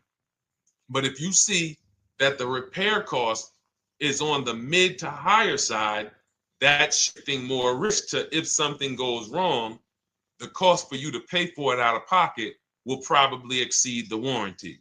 So when I work for Mercedes-Benz, who's new here? Type a 1 in the chat if this is your first time on a stream with us. First time you've ever been here, type a 1 in the chat. First time. What's up, William? What's up, DJ Ant Nice? Good to see you. Maggie, good to see you. Enrique, good to see you. Miko, good to see you. Tetra Washington, good to see you. Jan, good to see you. Claire Clairvoyant, good name. First time, if this is your first time, just type ones in the chat so I know. I don't want to assume anyone knows who the heck I am and what my experience is. Daniel Thompson on Facebook, great to see you. So I worked for Mercedes-Benz for 5 years, General Motors for 5 years, and I ran my own brokerage, my new car brokerage, called Cars from Home. I started it in 2016. Now, when I worked for Mercedes, when people were purchasing a Mercedes, what I would tell them is buy as much warranty as you can afford. Buy as much warranty as you can afford, because I knew that when something breaks on a Mercedes, nothing's under $1,000, and typically it's $2,000-$3,000. So a $4,000 warranty on a Mercedes Benz is usually worth every dime. But at the same time, we have cars that, again, less likely for things to go wrong, and then when things go wrong, if they go wrong, they can typically be repaired inexpensively. Good to see you, Arms Reach. Welcome on Instagram. Shout out to the people checking in live. Great to see you all. So that's how you're measuring extended warranties. You don't want to get an extended warranty on a vehicle that has a low cost of repair and a low likelihood of things going wrong. You can then take your money, put a little bit to the side, have a little emergency fund, that same $3,500 that you would have put into the warranty, or $2,500, you put that to the side over the course of a year, 2 years, put $100 a month to the side, and then have that be your cushion just in case things go wrong. It's better for you to have that money in your bank account, and if things go wrong, you take it to your mechanic. You must have a local mechanic. You guys know I swear by local mechanics on cars that don't have warranties. Even if you have a Mercedes-Benz, a BMW, an Audi, something that is typically harder to work on and takes more of a specialized engineer, there are still plenty of places that have those. I mean, there's shops where they used to be Mercedes-Benz techs. Now they have their own shops. This is who you want, because their cost, their labor is going to be probably 1/3 of what a dealership is going to be. So these are the resources that, again, keep more money in our pocket while getting us the same level of service and experience. Okay, great question. Welcome, Uncle Nene. Good to see you. Uncle Nene. All right, listen. Nicole, good to see you. All right, Dolan, you can pull up the next question. Feel free to start typing your questions. And as we get more questions in, we'll try to get to all of them. You guys know we're not always able to, but we do try to get to all of them. How do I shop around for the best lease deal without affecting my credit? Well, first of all, you're talking to someone who's, just so you know, I've taught thousands of people to lease. I've gotten 7 leases. Now, when we look at what we are doing with a lease, first, we have to consider how we want the information presented to us. We are not letting dealers tell us how they're going to quote us. We are telling the dealers how to quote us. So we are going to have all our quotes. Thank you to everybody hitting the like button. I see you. I appreciate you. And shout out to the sharers. As I see people who share, I always like to give the shout outs to the people who share this broadcast with their friends and their family. And thank you to everyone who's giving gifts on TikTok and Instagram. Appreciate you all. So what we are doing when we're telling a dealership, you give us a quote with first month's payment only out of pocket, 12,000 miles per year, and put all the taxes and fees into the payment, assume tier 1. So we are presenting it now in my book and in my Shop with Deshone programs, my video checklist. I have all the templates. If you're going to do this yourself, you just need to remember how you're presenting this. You can call around to dealerships, because there's 2 ways to do this. Shopping from home. Cars from Home is about showing you guys, and I'm going to be showing you guys a ton of payments. And listen, I don't want you to feel bad, because some of you are going to see that you've left a lot of money on the table. Part of what I have to do here, and I've been doing it for 3-4 years now, is I have to tell you the bad news. For 3 years, I did a masterclass called Everything You're Doing Wrong Buying, Selling, and Leasing Cars. We put probably over 15,000 people through that masterclass. But those were people who were willing to hear the bad news They knew, Deshone, I got to hear the bad news to get to the good news. So as I show the difference in the prices that we get and the people who listen to me get, more than, forget about me, the people who are like you, the people who are on a live, saw a video, and then took action and learned and use our processes, the results they get compared to what you're getting. You're going to see, wow, they're saving $3, $5, $7, $10,000 more than me every single car. And so the Cars from Home system is about bidding. It's about turning your car purchase into a bid. You're no longer begging. You're no longer going into a dealership and begging one dealer to sell you a car, and then you go to another dealer and beg them, sell me this car, please take my money, please take my money. Meanwhile, you're not seeing the entire market and the people who would compete to get your business and gladly give you the service that you deserve by giving them a $30 to $50 to $100,000 transaction, which is what your car purchase is. So now so the big thing to understand right off the top is, now I need to learn this bidding. I need to learn to get multiple offers. So you can do this by phone. You want to do this by phone, you can call around, but you must give them that information in order for you to compare the deals the right way. Lynette, good to see you. Christina, good to see you. Melvin, good to see you checking in. Rudolph, I see you. Once you actually give them that information, 12,000 miles per year, first month's payment only, due at signing, taxes and fees in the payment, assume tier one. I want the tier one offer. Even if you think I not qualify. Now, if you got a credit score above 670, all your FICO scores, most of you will qualify for most tier one leases. So you want to see, what does this look like as I get my offers? Once you get your offers in this format, you can use the 1% rule as the gauge. The 1% rule is been around for more than 20 years. Everyone who leases and who's savvy, we understood if your lease payment is 1% of the MSRP or less, you stole the car. That includes taxes, that includes fees. You're still in the car. So example, we're looking at a $30,000 car, Hyundai Sonata or a Hyundai Elantra, $30,000 car. When we shop all our offers, if that lease payment is $300 per month, with only $300 due at signing. In other words, I show up, here's $300. Good to see you, GDTV. Thank you for checking in on YouTube. Once I give you that $300, that's my payment for the next 35 months. So that's a very, very low percentage of the car you're paying. It's a 1% rule. Now, in order to get a 1% lease, you need a great lease program, which means the bank has to be supporting the car, rebates, incentives, and then you need the biggest discount, the dealer who's going to give you the biggest discount. Now, one of those we can control. One of them we can't. Which one can't we control? And for those of you who are new here, we don't play around here. But my people who are moving, and again, I'll show you, like a lot of people, we got a lot of people who've been following us, using our processes. They're locked in.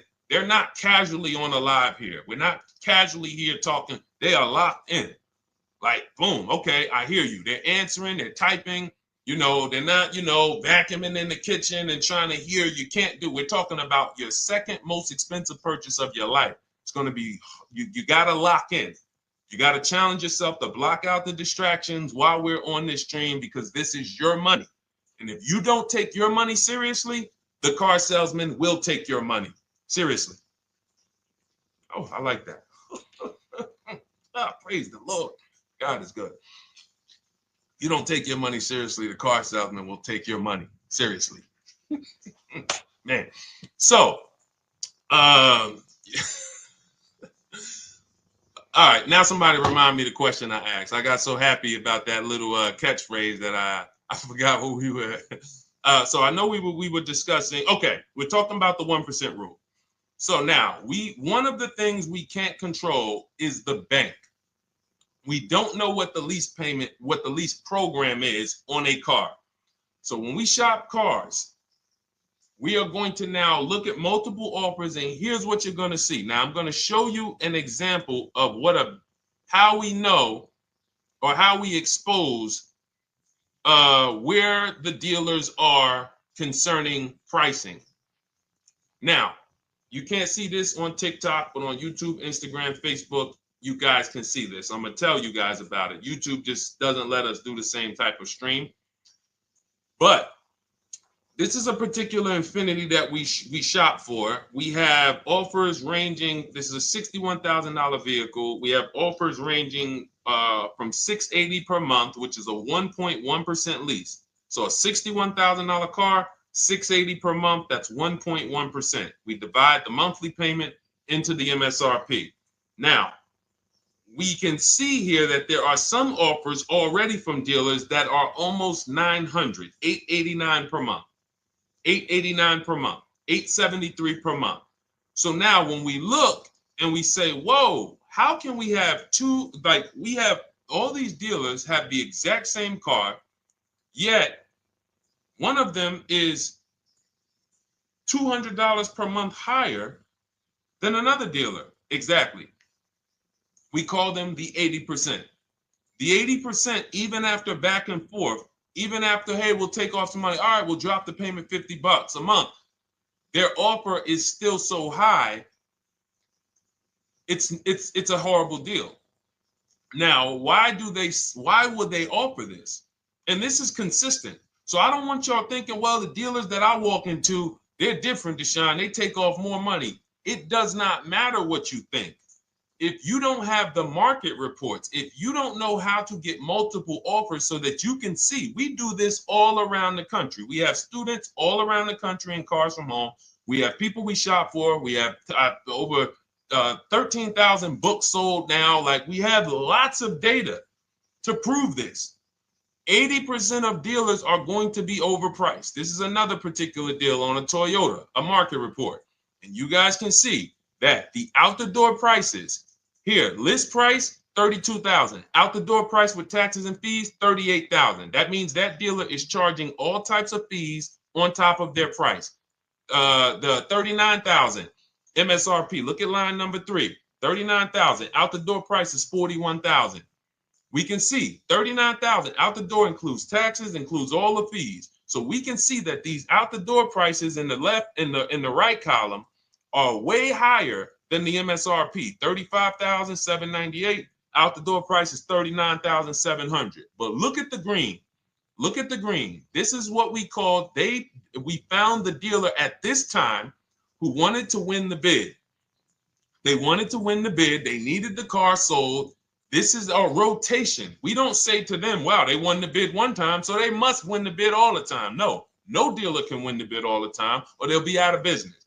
But in this particular case, at this particular time, for this particular client, this dealer said, we're going to sell this car for that's $35,500, and out the door with taxes and all the fees, $34,994. That is a over $4,000 discount off this vehicle. When all the other dealers are, not only are they not giving you a discount, they're charging over list. And they might come and say, all right, we'll take off $500. We'll take off $1,000. We'll take off $1,500.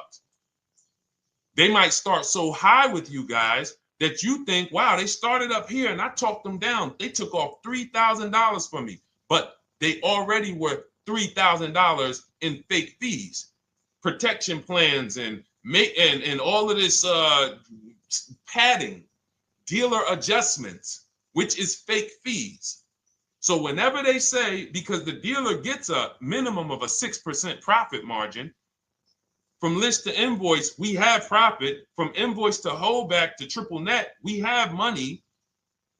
That's all the profit margin. On top of that, when we add a dealer adjustment, what we're saying is we're going to sell this car to someone who does not have the skills to find our competition. And they're going to come in, and if we got to take off $2,000 to make them think they won, this is what we're going to do. But what we do here, what people like Brian is going to do, look, just finalize my first ever lease using your system, 2025 Honda HRV, $30,000 vehicle, $395 a month payment. no money down. His initial quote was $434. He ended up using our calculator, which we have in our book and in our program. If we put all our offers into that calculator, it tells us what to counter. He gets that offer for $395. That's his deal. We look at somebody like Wendell. Look, thank you. It's the least I can say for your book, Cars from Home. We're still in the middle of the process. Just sold our car today, like 10 minutes ago, for 30% above value. Why? Because he got bids. Look, using the insights from your book.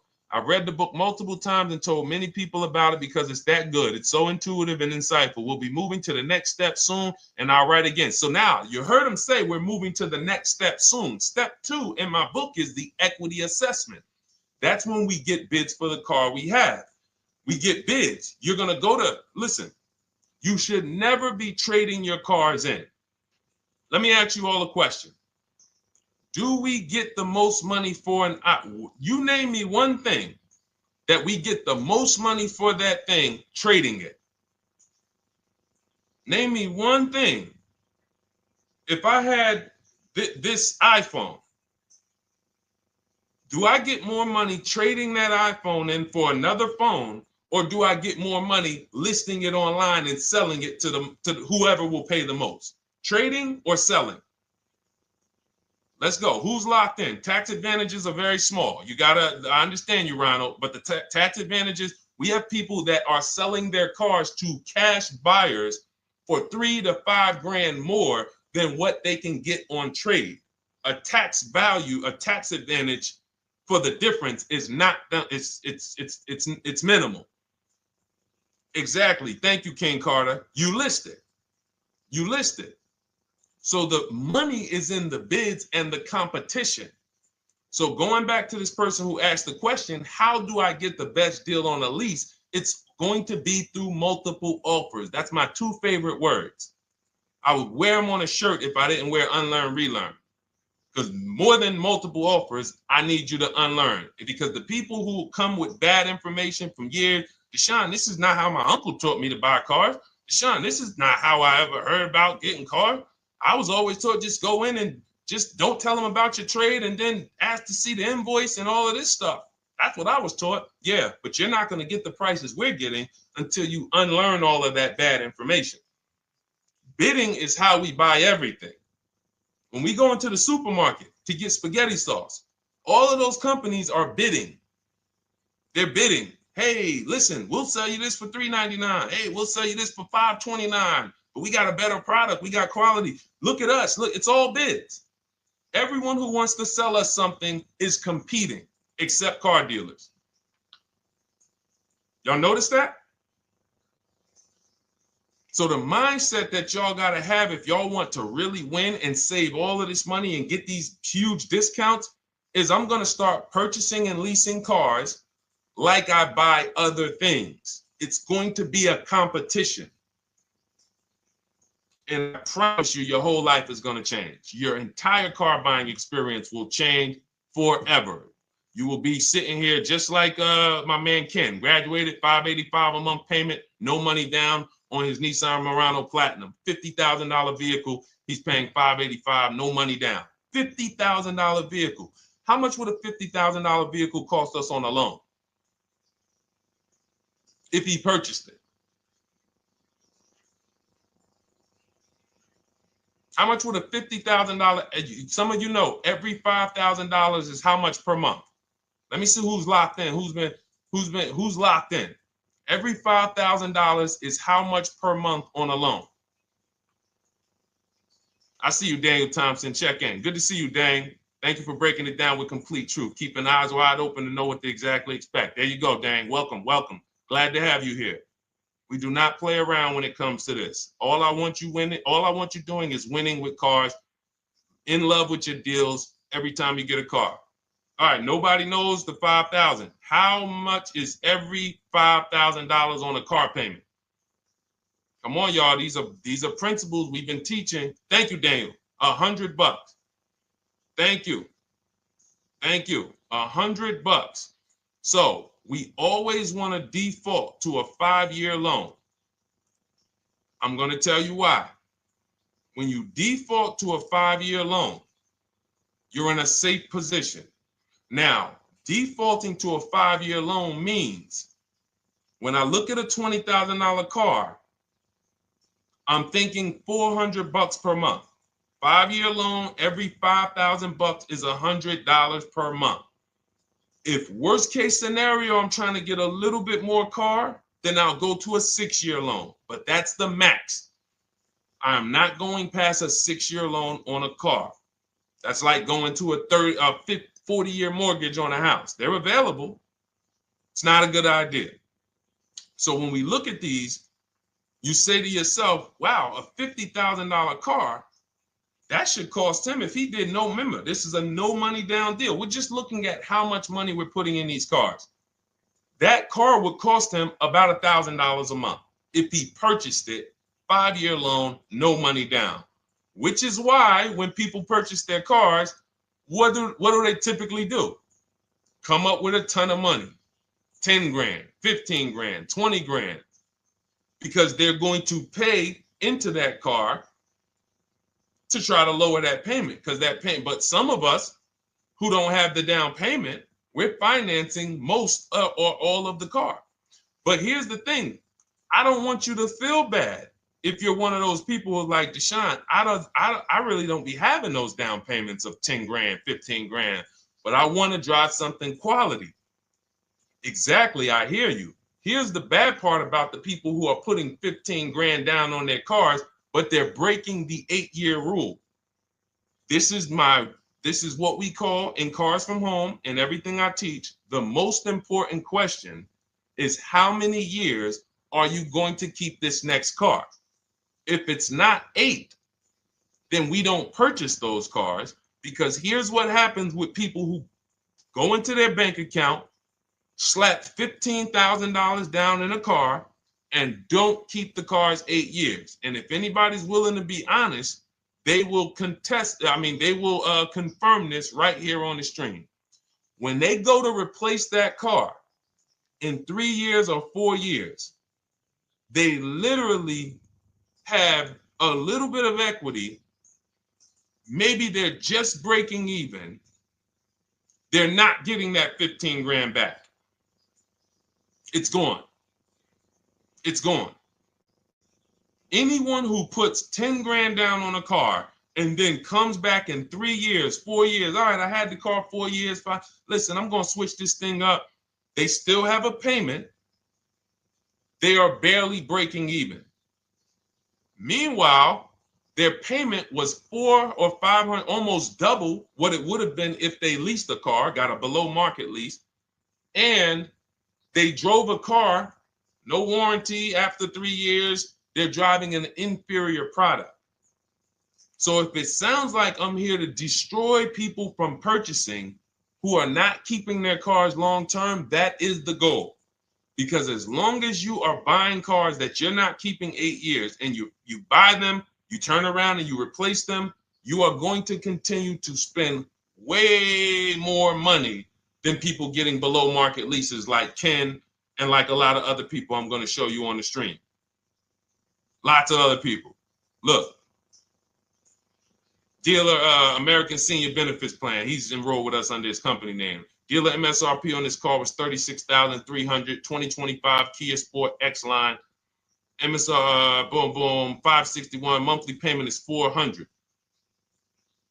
Use the system back and forth. Got $400 a month on a 2025 $36,000 car. Once we put our taxes and fees in that would be a $700+ payment. $700 payment. He's paying $400. And y'all wonder why people are losing cars.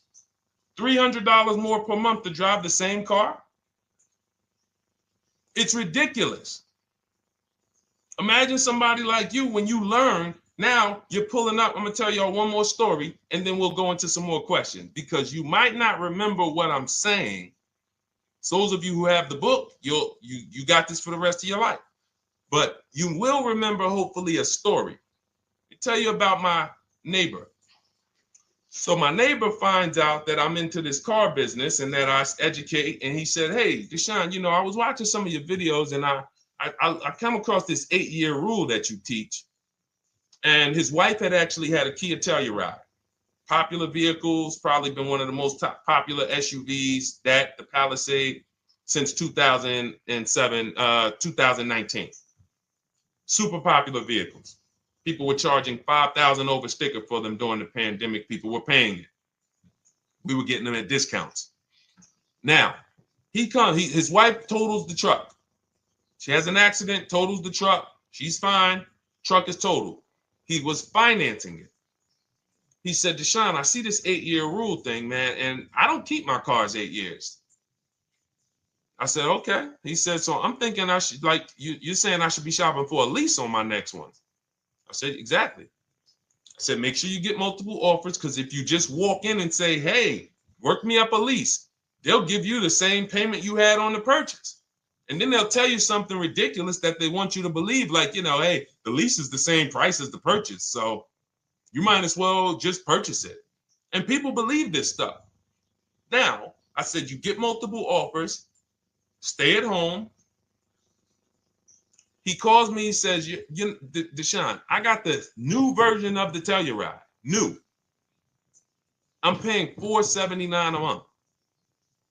He's $497, and then he said, I think he put down like $1,000, bring it down to $479. $497. He was just paying $800. Do you think anyone can tell him anything about leasing? He's pulling up in the same exact truck. In fact, the newer version. He knows he wasn't going to keep the car long term anyway. He's not going to pay it off and then keep the car and have a paid off Kia Telluride for 10 years. That's not what he does. He keeps them 3 years, 5 years, 7 years, and then he replaces them. So why is he paying $800 a month for years, no warranty, when he could be driving brand new ones for $497 a month, problem free? But as I said, some people are determined to pay more. But the people who, once you get this leasing thing, if you're not keeping your cars, it will change your life. Now, again, I got a car I'm purchasing, we're keeping it. Anything you are buying, keeping 8 years, forget about leasing. It shouldn't be a thing. Who keeps their cars more than 8 years? Let us know. You're an 8+ year person, let us know. In fact, I don't even want to ask, who has a car right now that they've had more than 8 years? And then we'll answer. I want to get Kathy's question too. And then let's get some purchase questions. Let's get some used car questions. Let's get some bank financing questions. We do it all here. But one of the most misunderstood subjects is this leasing thing, and it is costing you guys thousands of dollars every year. And you're driving old cars with no warranties, paying high payments on them because somebody told you you should be purchasing cars. I'm here to tell you they owe you money. They owe you money. All right? So who has a car right now that they've had more than 8 years? Let us know. How many years have you had it? And by the way, for those of you who just joined, this is our Tuesday, May 6th live. We are live every Monday through Thursday at 12 noon Eastern time. So for those of you who are here catching us live, that's when we're live. We will rebroadcast this and replay this show throughout the rest of the day for those who could not catch it, or if you had to jump off, go back to work. You're like, oh, I got to go back to work. You can catch it on the replay throughout the day. But we are live Monday through Thursday at 12 noon. So welcome to the people who are here. EJ, driving a lot of miles does not matter. Let me break this down for you. So right now, let's go to somebody who else has a lease. Let's look at, because who's heard with leasing you can't drive too many miles? Who's heard that, right? Type me if you've heard that. Let's go. Type me if you heard that. Come on, where's the locked in people at? I see Kathy, I see EJ, I see DJ Ant Nice, I see XP. All right, I see Mr. Slim. Welcome to the community. I see Rhonda. All right, where are the locked in people? Instagram, where we at? Locked in. All right, dang, I see you. Jamel. All right, perfect. So, Sherry, I see you. Sherry Baker on TikTok. So you've heard, oh, you can't drive a lot of miles with a lease. Let's be clear here. You choose the mileage on your lease. It's not selected for you. In fact, the only time it is selected for you is if you don't realize you choose it. That's the only time they're going to choose your mileage for you. If you go in and you do something like, hey, work me up a lease deal, they're probably going to work you up a 10,000 mile a year lease deal. And they're probably going to say, hey, you need $3,000 down, and this is going to be your payment. And next thing you know, it's a high lease, and it's just terrible. Happens all the time. We tell people how to quote us. First payment due at signing, taxes and fees in the payment. So now let's look at a lease, and let me show you what it would look like. So this is Val Boss Lady. She's in our Shop with Deshone program. Everything that you guys know that we're talking about here, if you're like, hey, I really, really want to go deeper, I want the step-by-step, the blueprint, that's my digital book, Cars from Home, 7 Steps to Saving Time, Money, and Avoiding Dealerships. Normally $97.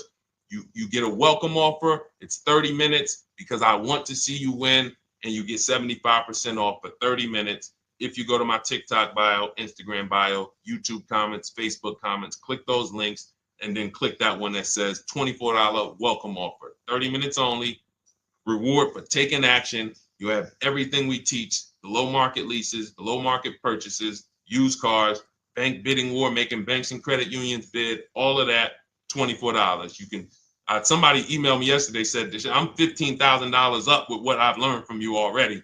And so if you can get it for $24, you can save tons of money for the rest of your life on a $24 investment.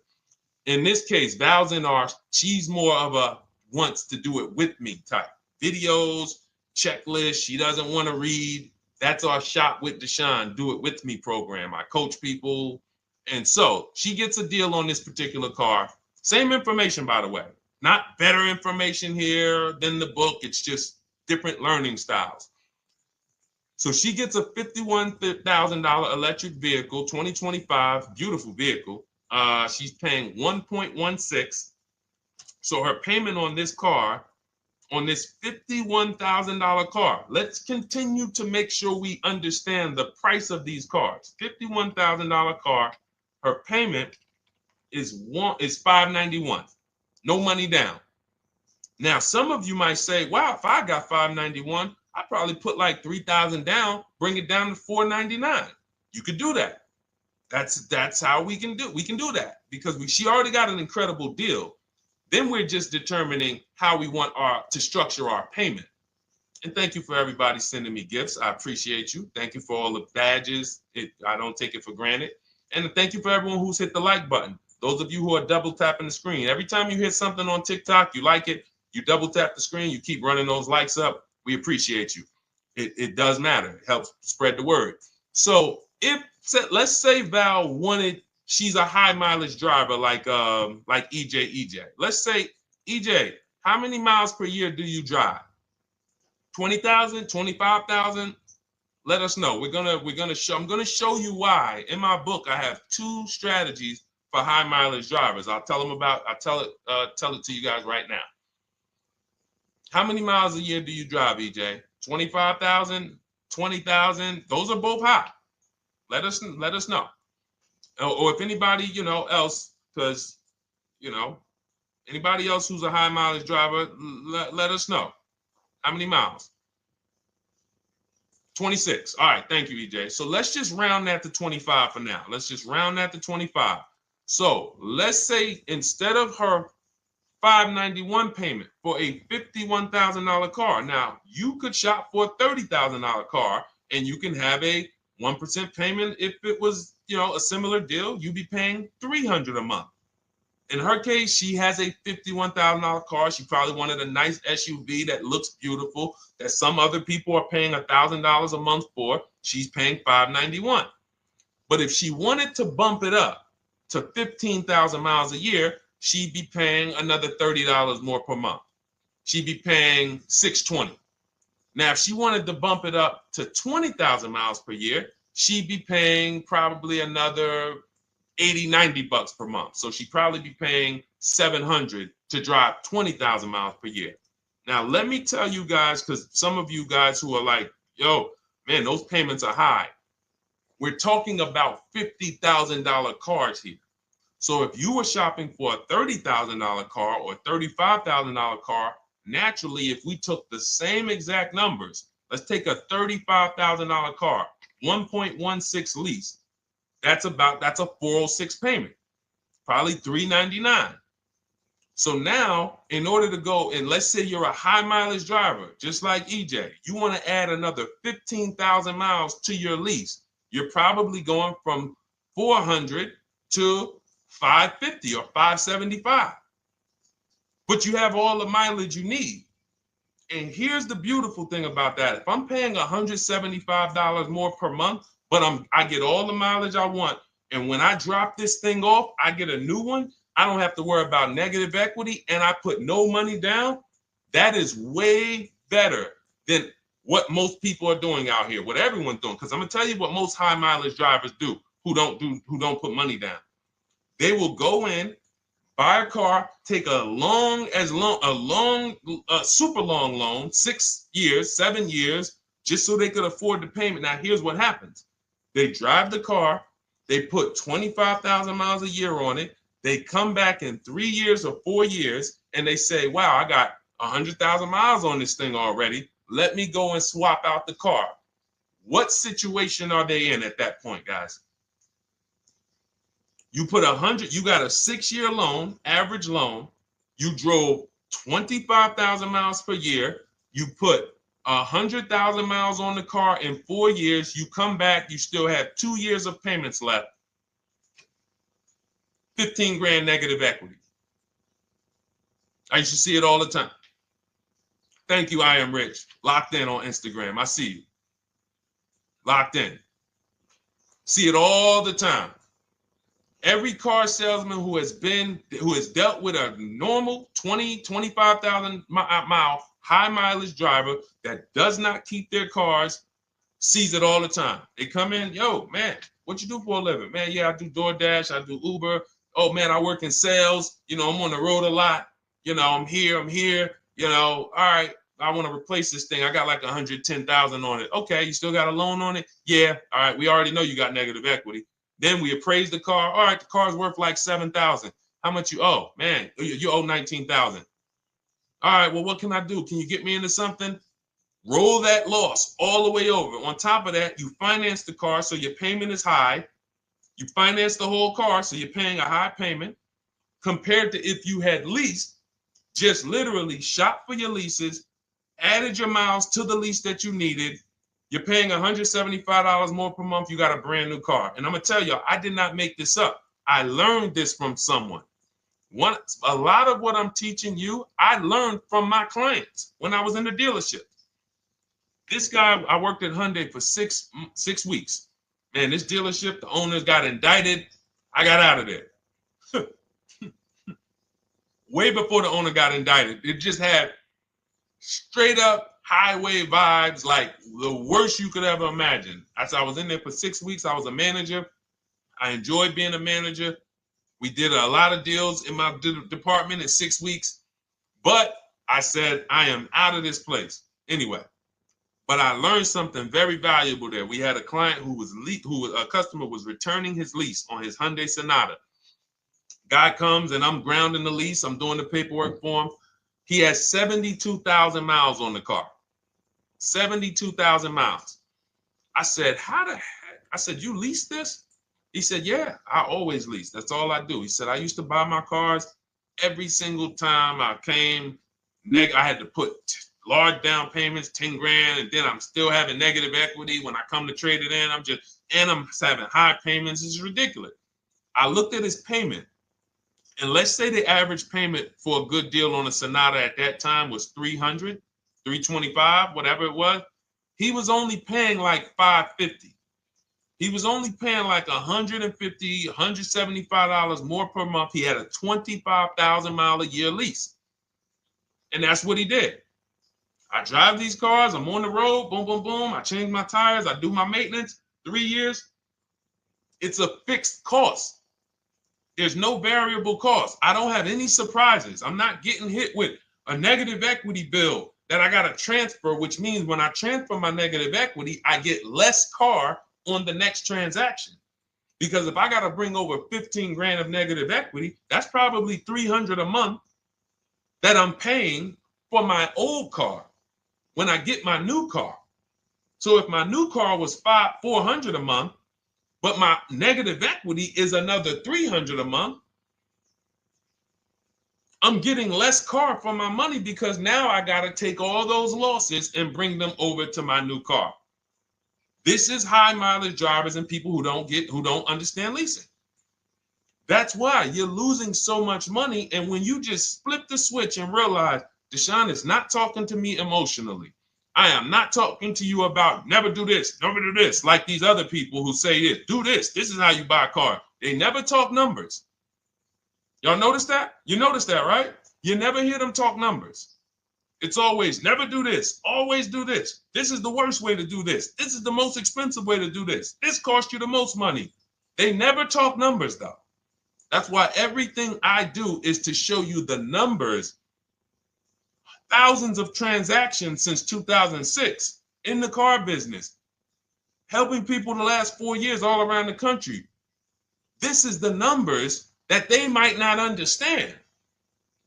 So if you're not keeping your car 8 years, it does not matter if you drive 20,000 miles a year, 25,000. You should be looking at a high mileage lease. Or my second strategy for high mileage drivers is this, because some of you want a nice car. This is for my people who you're like, man, Deshone, I'm on the road. I got my car that I do my work in. I kind of, slep it around. I don't really want to lease something and then put, that wear on it. I got stuff. I'm throwing bags in the back, whatever it may be. There's a strategy we created called 2 cars, 1 payment. And what will happen is your first car will be a purchase. And if you have an existing car, you're going to keep that. So let's say you have a car now, you're driving a lot of miles, you're doing your 25,000 miles a year. You pay that car off. You keep that car, and then you go and you lease you something nice, regular mileage. So you might get a 12,000 mile a year lease, and then you drive 12,000 in your mileage car, 12,000 on your nice car. Because some people are like, I want a car that I could, when I need to go somewhere nice, this is what I want to drive. When I'm with my family, this is what I want to drive. But when I go to work 5 days a week, I'm going to drive my mileage car, 3 or 4 of those days, and then I'll take the lease maybe 1 of those days, and I'm splitting the mileage. You still have 1 payment. It's low. And then every couple years, you replace the mileage car or you replace the lease car, and depending on when the lease is up. But you want to keep that, and that mileage car should be something that will last. Ideally, something that you can get 200, 300,000 miles a year out of that car. Because that's what that car is there for. Man, I'm hopping in this thing, man. Oh, transmission went out at 170,000 miles. Go get you a rebuilt transmission. Boom, boom, drop it in there for $2 grand. Get another 80,000 miles out of that car, but you still got your lease car, and you're just splitting the mileage. Both of those are short-term strategies for high mileage drivers. That is not for long-term people. If you're a long-term person, I keep my cars 8+ years. Forget about leasing. You should just be finding the best deal, below market purchase, keep the car, something you can keep for 8+ years. You can put 30,000 miles a year on a car 8 years in a row. If you get the right car, and in 8 years, you got 240,000 miles, and then you replace it. Forget about leasing. This is only for you guys not keeping your cars 8 years. You're getting killed on depreciation. You're paying tons of money. This is you are the people who should be leasing. Okay? So everything we're talking about this is the Cars from Home system. We teach this. I'm not freestyling this. This is in my book, digital book, Cars from Home, 7 Steps to Saving Time, Money, and Avoiding Dealerships. We have two strategies for high mileage short-term drivers, 1 strategy for high mileage long-term drivers. And so if you want your copy, you can get it for 75% off. That's our welcome offer to you. As a 30 minutes. Welcome. Thanks for being here. I want to reward you. If you want everything we teach in a step-by-step way, go grab your digital copy. It's in my TikTok bio. It's in my Instagram bio. Click those links. We also got a link in the YouTube comments and the Facebook comments. Grab your copy and make sure as soon as you purchase, screenshot the thank you page. You're going to see thank you for your purchase. screenshot this page because it has my support team's email on there. And then there's a link for you to open the book right there. You can save it right to your computer or right to your phone. Okay, but and we also have a special for those of you who are like Deshone. What about that, video checklist and coaching program? That's lifetime access to my video checklist. You're like, maybe Deshone, I don't really read. I like step-by-step videos. And also, I want to be in your Facebook group. We have 1,600 people before you that are in that group. 2,300 people that are shopping with us that have a lifetime access to our video checklist. We have a $200 special for that welcome offer. And so I'm always about rewarding people for taking action with a special offer. It's limited time though. And so get in where you fit in. All right, let's keep it going. Thank you, Corey. Said amazing knowledge. Thank you. And I'm glad I saw somebody said that's a great idea with the 2 cars. Thank you. It's a great idea. All right. You've convinced me to lease my next vehicle. Awesome. Awesome. Does your service shop for lease terms on the car? Absolutely. If you qualify for done for you, that means you just want to relax. That means we only shop for new cars and leases for people, new purchases and leases. And you have to have a FICO score over 670. But yes, here is a market report that we prepared for a client. Let me put on Do Not Disturb. Here's a market report we prepared for a client. Okay, so I showed you that that's an affinity. We didn't even finish that. We had just started for this client. But this is, do I have one here? No. Do I have a lease market report here? Yeah, right here. So that's an example of what a Kia, this is a particular Kia lease where their best offer was a 1.27 offer. Now, here's how you know you found the bottom of the market. And again, whether you're using the book or whether you're calling around, again, you can call around to do this. The key is not going into dealerships. You cannot do this going in. Once you get your offers, you know you found the bottom when your best offer is between $150 to $200 less per month than your worst offer. And if you're purchasing, you should see a spread of between $3,000 and $5,000 minimum between your best offer and your worst offer. That's when you know you've shopped correctly. Because until you find the 80% dealers, you have not shopped correctly. If you're like Deshone, these prices still seem close. You have not found, you're talking to the 80%. You haven't found the 20% yet. Because the 20% is going to be that $3,000 to $5,000 less than the 80%. That is just the numbers. That's the way it works. So yes, so when some cars you're going to see that the lease program won't allow for a 1.1% lease. The best offer, like, we've shopped Hyundai Palisades for years. And I got my dad one back in November. And his best offer is like around 1.3, 1.28. That's the best I've ever seen on a Palisade. I've never seen a 1.1 on a Palisade. I've had people in our Charles. Some of you know I posted pictures of him when he got his Palisade last year. We clear out the old pictures because we got a bunch of new people with 2025. So we're not going to sit here and talk about 2024s anymore. We got Ken, we got Melissa, we got Sheree, we got a bunch of new people, just Ralph.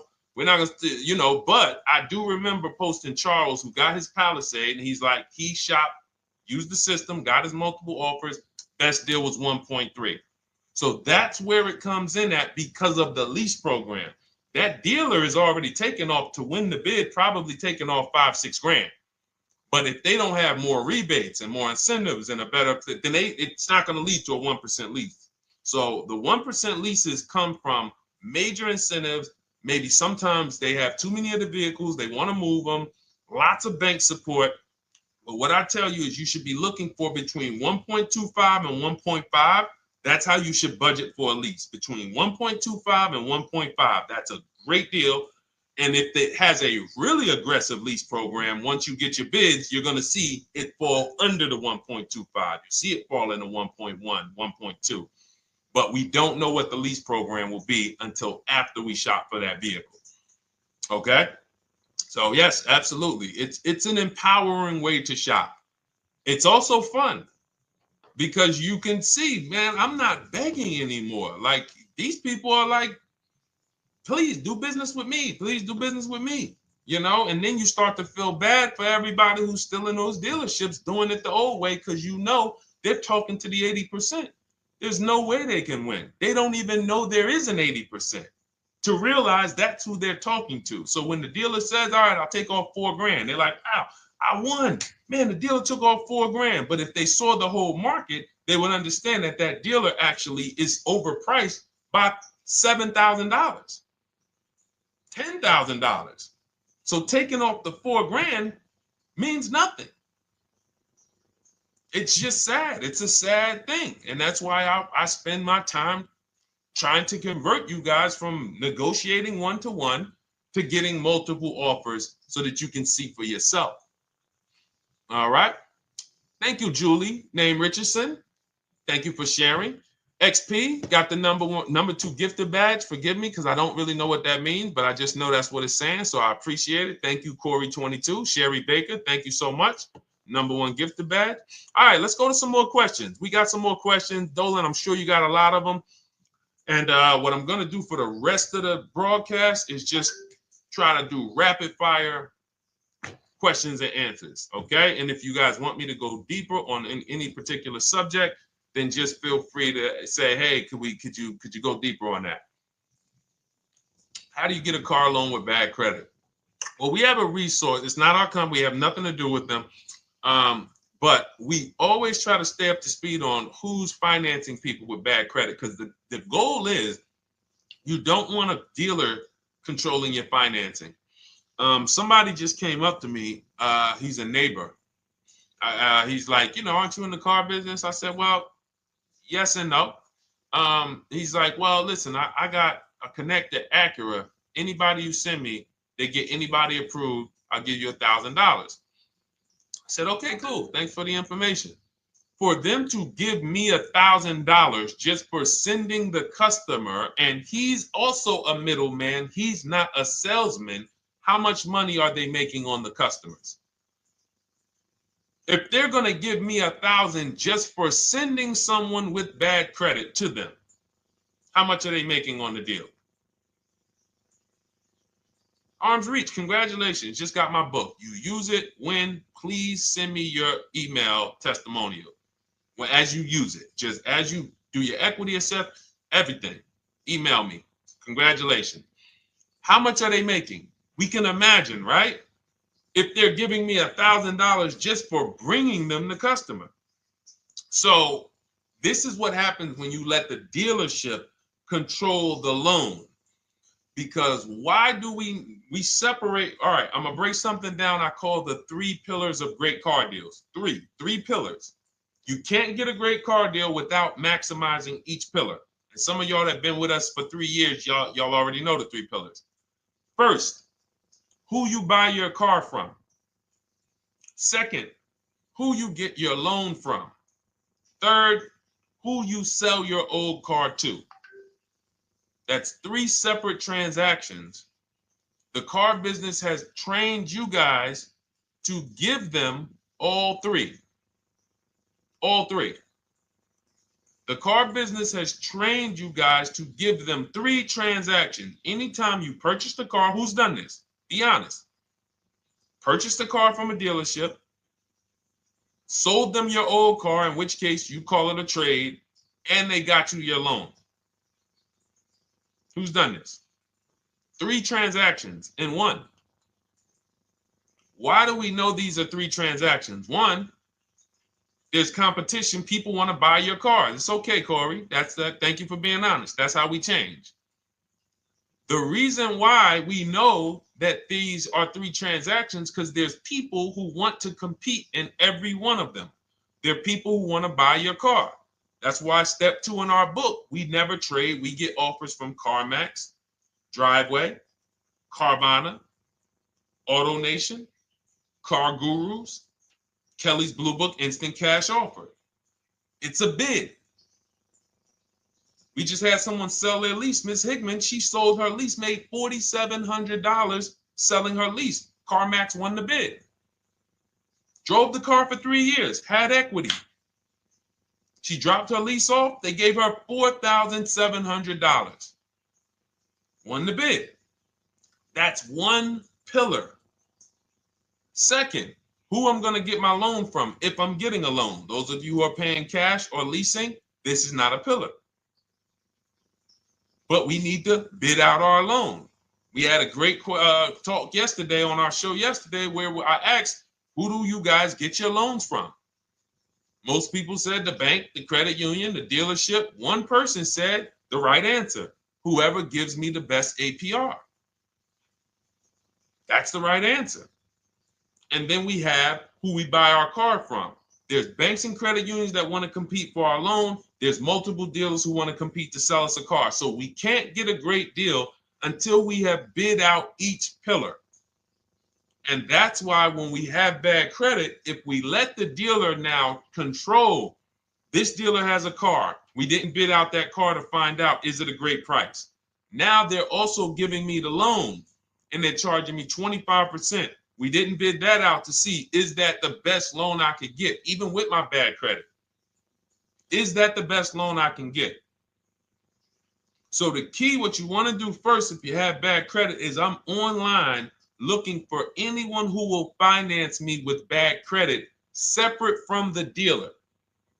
I'm not going to Carvana.com and saying, hey, you can get a car with us you can get a loan with us as long as you buy a car from us.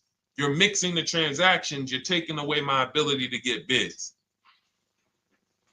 I'm finding someone you should check out. There's a resource. Oh my goodness, what's the name of the company? It's in my book, but I want to give it to you. Goodness, it's slipping my mind right now. Send me an email or a DM, because here's the thing. If you use just that part and get the loan funded, but you don't know how to bid out everything else and structure your transactions, and are you keeping the car 8 years? Because if you're not keeping the car 8 years and you're like, Deshone, I hear you talking about leasing. I'm not keeping my car 8 years, but my credit's not good. The only purpose, if you telling me that I could be driving brand new cars for cents on the dollar, but I don't qualify right now, this car that I'm going to get is to set me up. So I'm not going to get a $30,000 car. I'm going to get me a $12,000 car, $10,000 car, the cheapest car I can get a loan on, so I can establish a payment history. And once I establish a 2-year payment history, yeah, I'm going to drive a car less than what I could drive. I got the money. I could afford more than this. But you're not setting yourself up for the right transaction. You should be setting yourself up and saying, all right, I'm going to sacrifice with this car, drive something that I know this is not my ideal car, but I'm going to build 2 years of payment history. So when I go and I swap into my lease in 2 years, I'm out with a brand new car. I'm paying cents on the dollar, and I won. But it was a plan. It was a long-term plan. This is the second most expensive purchase of your life. You can win every single time, or you can lose and set yourself and your family back 5 to 10 grand each car or more. Every time you get a car, it's 5 to 10 grand more you're coming out of your family's bank account than what could have. Then you got the car breaking down. Now you got tow trucks, all because you don't have an actual plan you're rolling out. And that's what I see a lot of people do with bad credit. Oh man, I got bad credit. I'm just going to go and get me something. I could afford $600 a month. And they go and buy the most expensive car. But because 25% interest is on the loan, they're not getting the most car for their money. Now, 3 years down the road, they're going to pay the high payment, still have negative equity because the interest is so high. And then they go and swap and do it again. And because the payment's so high and the car is older, because they want something fancy, but they really can't get that because, again, the interest is high. That's eating into their budget. Now they're going 3 years down the road. They missed 3 payments. They were late 3 times, so they're no closer to leasing. Credit's still bad. This is disaster. So if you're a long-term person, I break it down for you guys into two groups of people: long-term, short-term. Long-term high mileage driver, short-term high mileage driver, different plan. Long-term bad credit person, short-term bad credit person, different plan. If I'm a long-term person with bad credit, here's what I'm doing: finding the absolute best car I could find, getting bids, either new cars or used cars. We got the strategies for both. You can use the marketplaces, cars.com, Car Auto Trader. We got a whole strategy for how we find used cars, but you find that car, you pay your loan of 20%, 19%, 18%, if that's the best you can get. Because here's what you're going to do. In 2 years, you're not swapping into a lease. In 2 years, you've established a payment history, you fixed your credit, and now what are we going to do? You got a quality car. You're not thinking about trading it. You're not thinking about replacing it. You're like, man, this is my car. It's a great car. I'm just paying daggone 20% interest. What do I do now after 2 years? Now that my credit is good because I got a quality car, dependable car, I'm focused on fixing my credit over 2 years. What am I going to do after 2 years? Anybody?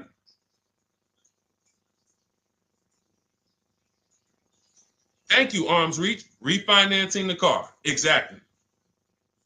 Exactly. So that's the bad credit long-term strategy. Great car, dependable car, car's not going to break. This car is going to last me 10 years. Right now, when I bought it, 20% interest rate. That was where my credit was. But I worked on my credit.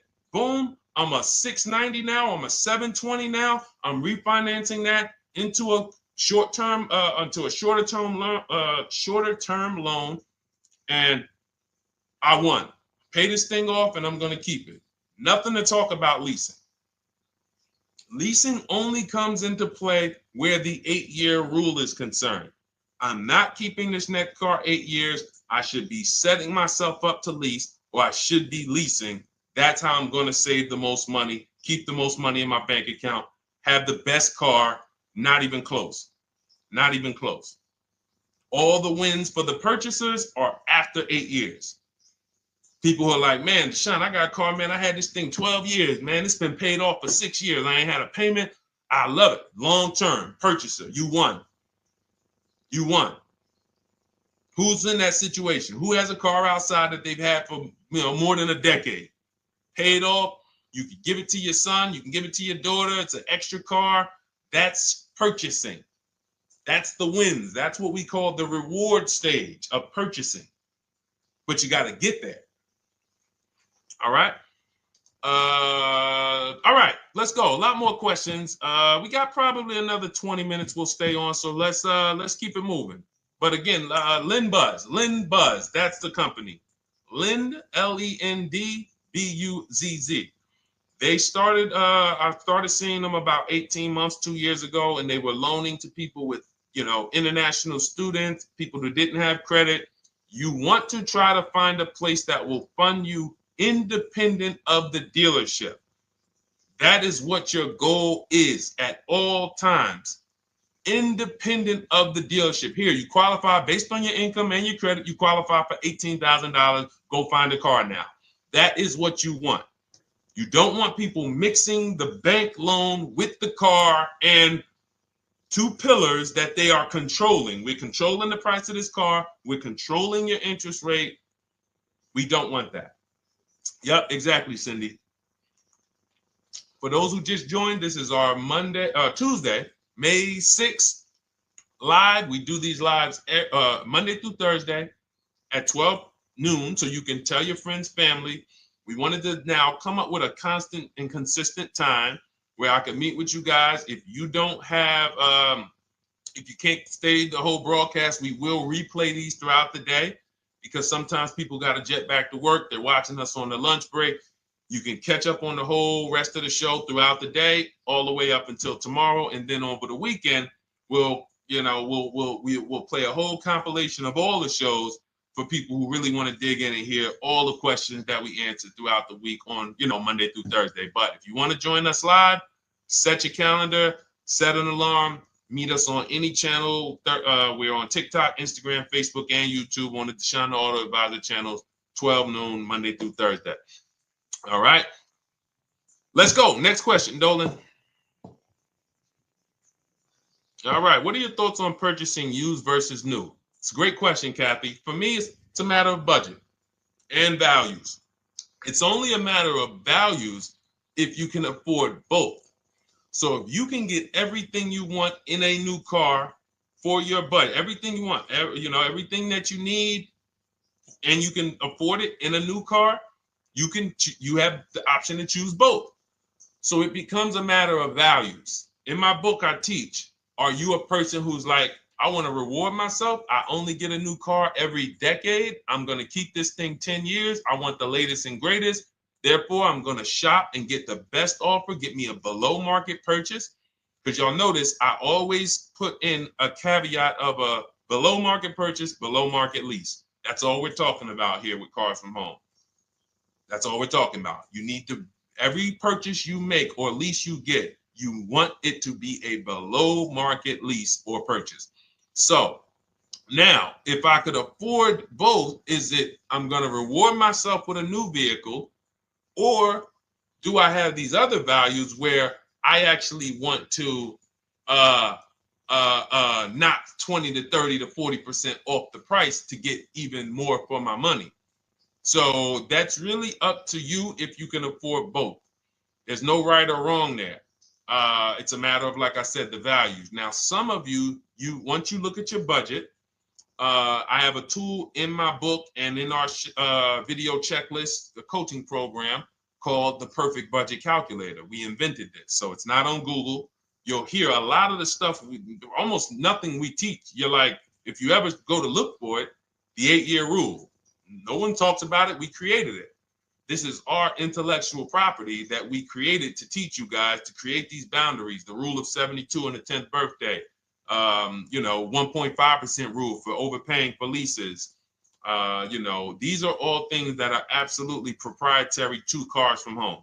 But one of them is this Perfect Budget Calculator. Sometimes when we're factoring budgets with most calculators, they don't include fees that we know dealers have. And I'm talking about legitimate fees, tax, documentation fee, motor vehicles. So we're putting our budgets together, but we always get caught out there. Who's had that happen? You got it all figured out. You get to the dealership, you bought the car, and they're like, well, what are you going to do with the fees? Because you got $3,000 in taxes and fees. And you're like, whoa, where'd that come from? Sometimes they're lying and sometimes it's legit. But none of these calculators factor in the fees and everything like that. So we created this Perfect Budget Calculator that does. But here's the thing. Once you find out what your budget is, even if you're budgeting with a normal calculator, just add a couple thousand to account for the taxes and the fees. But you might see, I can't get everything I want in a new car for this budget. Everything I need, I can't get for this $24,000, in which case I need to go and look for a pre-owned one. So that's why I said, in reference to your question, Kathy, what are my thoughts on purchasing used versus new? It's a matter of values and budget. Budget first, because budget will determine if you can afford both and get what you want. But if you can afford both and get what you want, then it's a matter of values. Okay? So again, everything we're going over is in my new digital book. It's called Cars from Home, 7 Steps to Saving Time, Money, and Avoiding Dealerships. It's 5-star rated. Thank you to everybody who has taken the time to rate it and review it on Goodreads.com. It means a lot. And we can't continue to get this information out without you guys. So we appreciate you. And you can get your copy instead of $97, you can get your copy for $24 as part of our welcome offer. So that's 75% off. If you go to my link in my TikTok bio, Instagram bio, the YouTube comments, and the Facebook comments, we have a link there for you guys. And you can grab it. It's a digital book, so you don't even have to wait. It'll be in your inbox by the time you jump off the stream. But make sure when you get it, you screenshot that thank you page, because it has my support team's email. Sometimes you may be rushing, you're trying to get back to the stream and you type your email in wrong.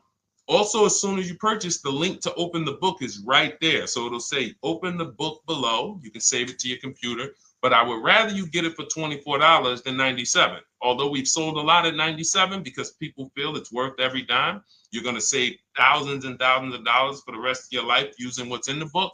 Your first transaction, you probably save $4,000 to $6,000 to $8,000 depending on the car. So $97 is great, but $24 is even better. All right. And for those of you who have a different learning style, you'll see in there, shop with Deshone. You're more of a do it with you person. Do it with me, Deshone. Okay.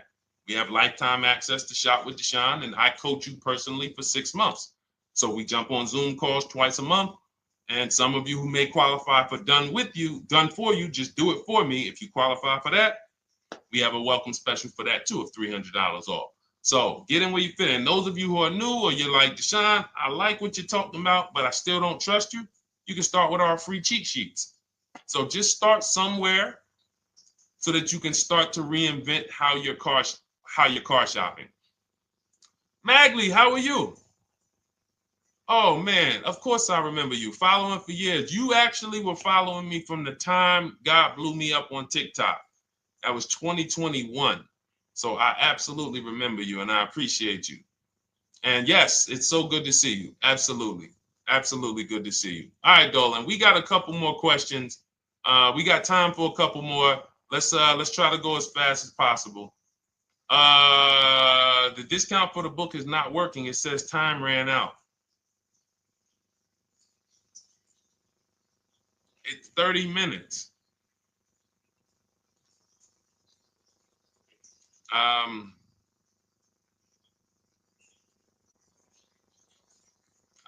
don't know. I don't know. Y'all help me out. I don't know what to do with that. I'm sorry. If the welcome offer for $24 was not really 30 minutes, then that means I'm just lying to you. You know what I mean? I'm just like, oh yeah, it's 30 minutes, but come back in 2 hours and it'll still be, you know what I mean? It's, start with the cheat sheets. You know what I'm saying? Like start with the cheat sheets. Get yourself your free cheat sheets, and start there. And when you feel better about working with us in some capacity, you go to the next step. Start with the free cheat sheets. All right, let's go, Dolan. So I'm a new driver. Should I be looking to be an 8-year person or a lease person? Well, I'll tell you this. I got 3 young adults. 2 my daughter, my daughter who's 18, my niece who's 20, and then a young man that I, basically like a son to me who's in the Navy and he's 21. Well, he'll be 21 this year. So he's 20. Now, they all called me in the last 3 months because my daughter's getting her license. My daughter didn't call me. She's getting her license in the next, in June. And we've all talked about this. How should I get this car? Now, my situation when I was 22, I'd already bought a $500 Mitsubishi Eclipse. Transmission went out on me probably after 6 months.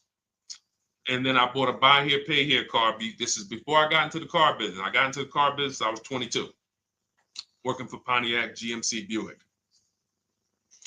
So I get this buy here, pay here car. It was a quality Chevrolet Cavalier. I didn't know anything about cars, so I went to a local spot. They said, hey, put down this, just pay us $50 a week. So I did that. But 22, I had my daughter, and my boss says to me, hey, why don't you lease something? And I was already selling cars, but I just didn't think, could I even, qualify for a lease? I don't even know what I was selling them, but I'm just literally doing what most salesmen do. All right, he wants to lease. All right, what's the payment? Yeah, tell him it's this. All right, perfect. They said it's that. Oh, that's a little too high. All right, they said it's a little too high. All right, so that's what I was doing. I didn't really understand anything. That's most car salesmen.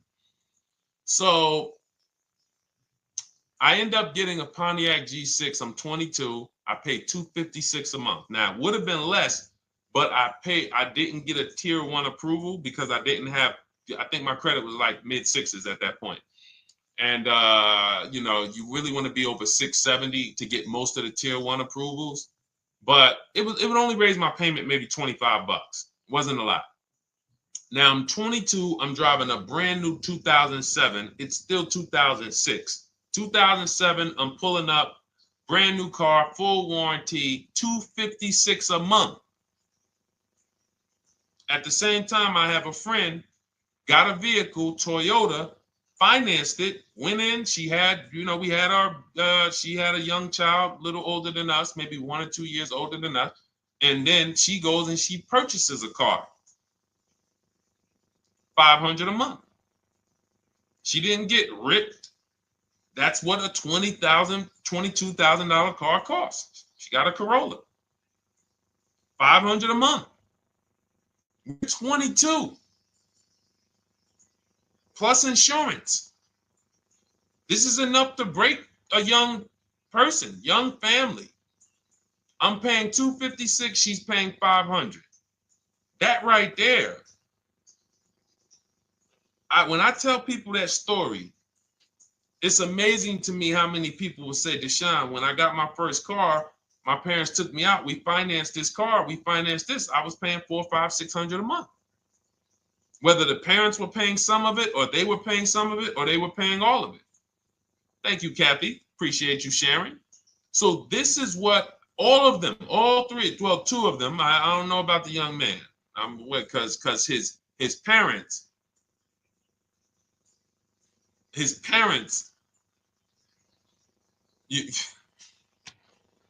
I'm not going to override your parents. And if your parents tell you that they think you should buy a used car or buy a good, then okay. But I'm just telling you, when you see my daughter and you see my niece pull up in brand new cars and they have low payments and they don't have to worry about getting stranded on the road, hey, call the tow truck. Do we still have a warranty on this thing? So I would be telling, again, 8-year rule. Because if I've had young people in their early 20s who are like, I'm not even into cars. Like, I'm going to buy this and I'm going to keep this car. Like, I'll keep it 8, 10 years. I don't. And I've had some people who they know when they get a better job, when they move to this, they're going to start a family. They're probably not going to keep the car 8 years. So it still goes back to the 8-year rule. Always.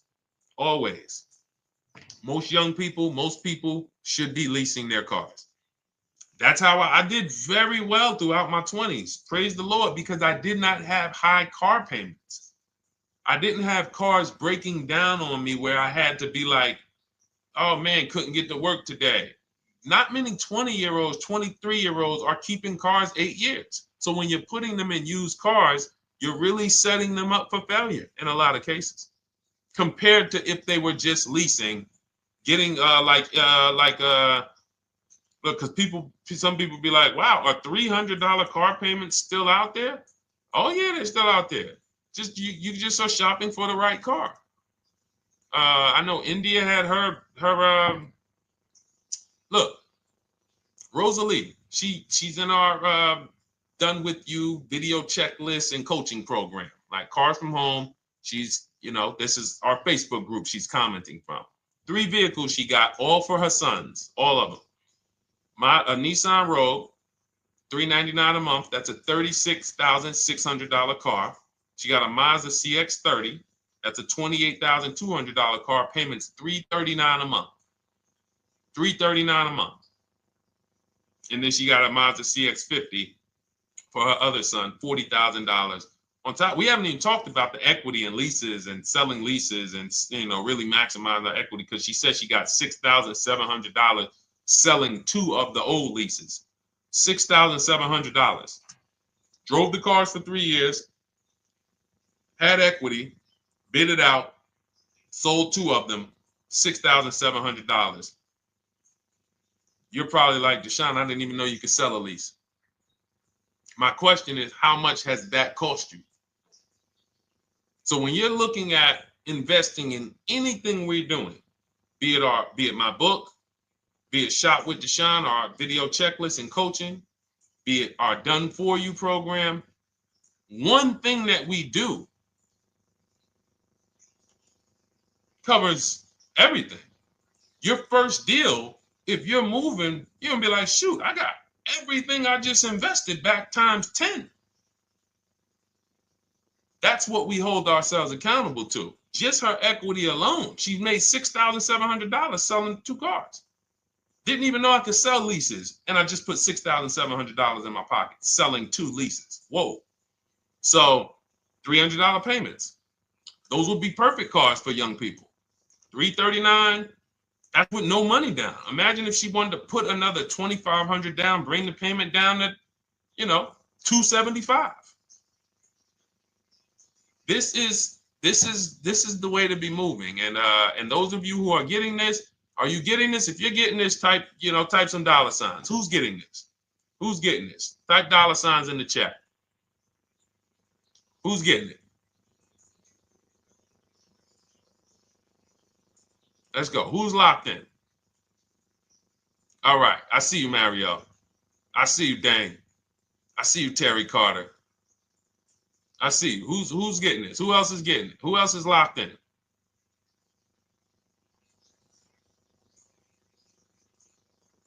A lot of y'all on here. Listen.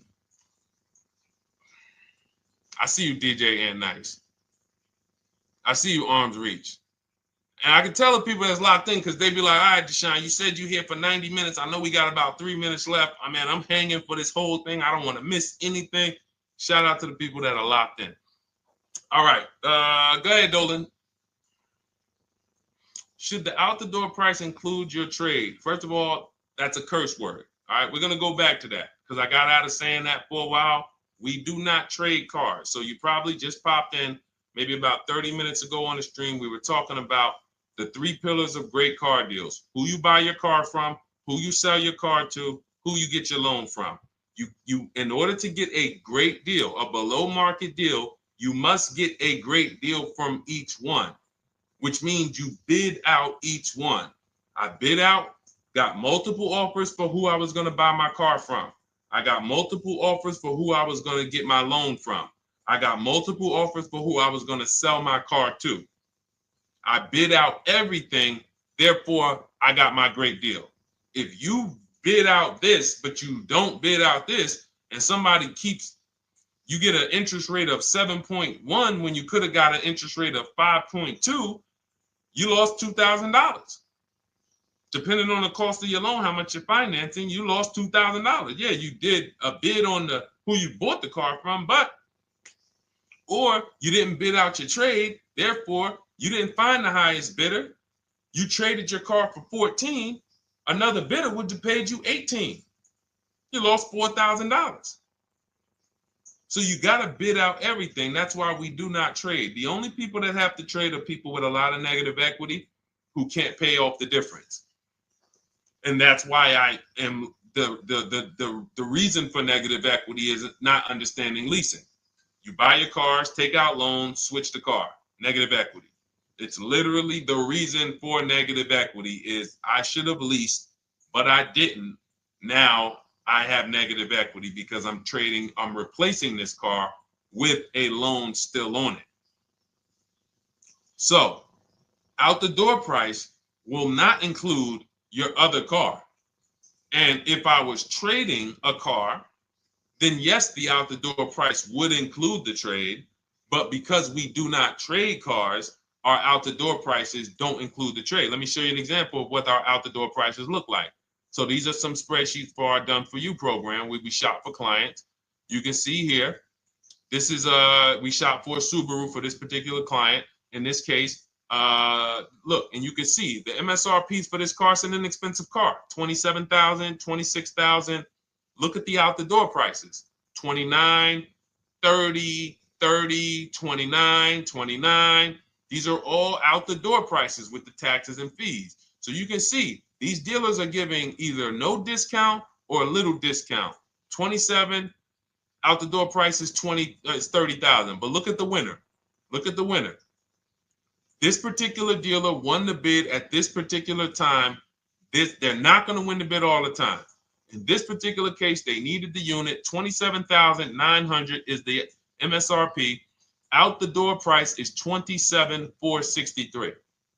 The out the door price is lower than the MSRP. How? Because they took off almost $4,000 in discounts.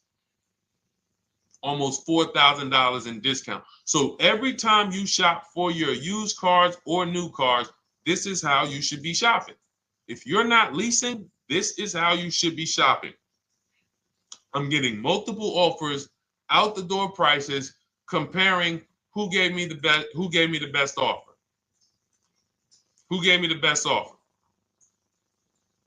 Oh, look, Daniel Thompson said, D, I'm bidding out to sell my car and got a $4,000 swing from the lowest to the highest bid. This is the people who you listen. If I can bring them on and have them talk, they would be talking to y'all about how different this is. I didn't bring you here on a Tuesday afternoon, or you're not watching this. If you're watching the replay later on Tuesday, or maybe, Wednesday morning, we go live at 12 noon, Monday through Thursday. So we replay the show just for everyone who missed it. You can send all your friends, family, go to Deshone the Auto Advisor's pages, watch the replay from today's show. But they know this is, I didn't bring you here to talk to you about hundreds of dollars.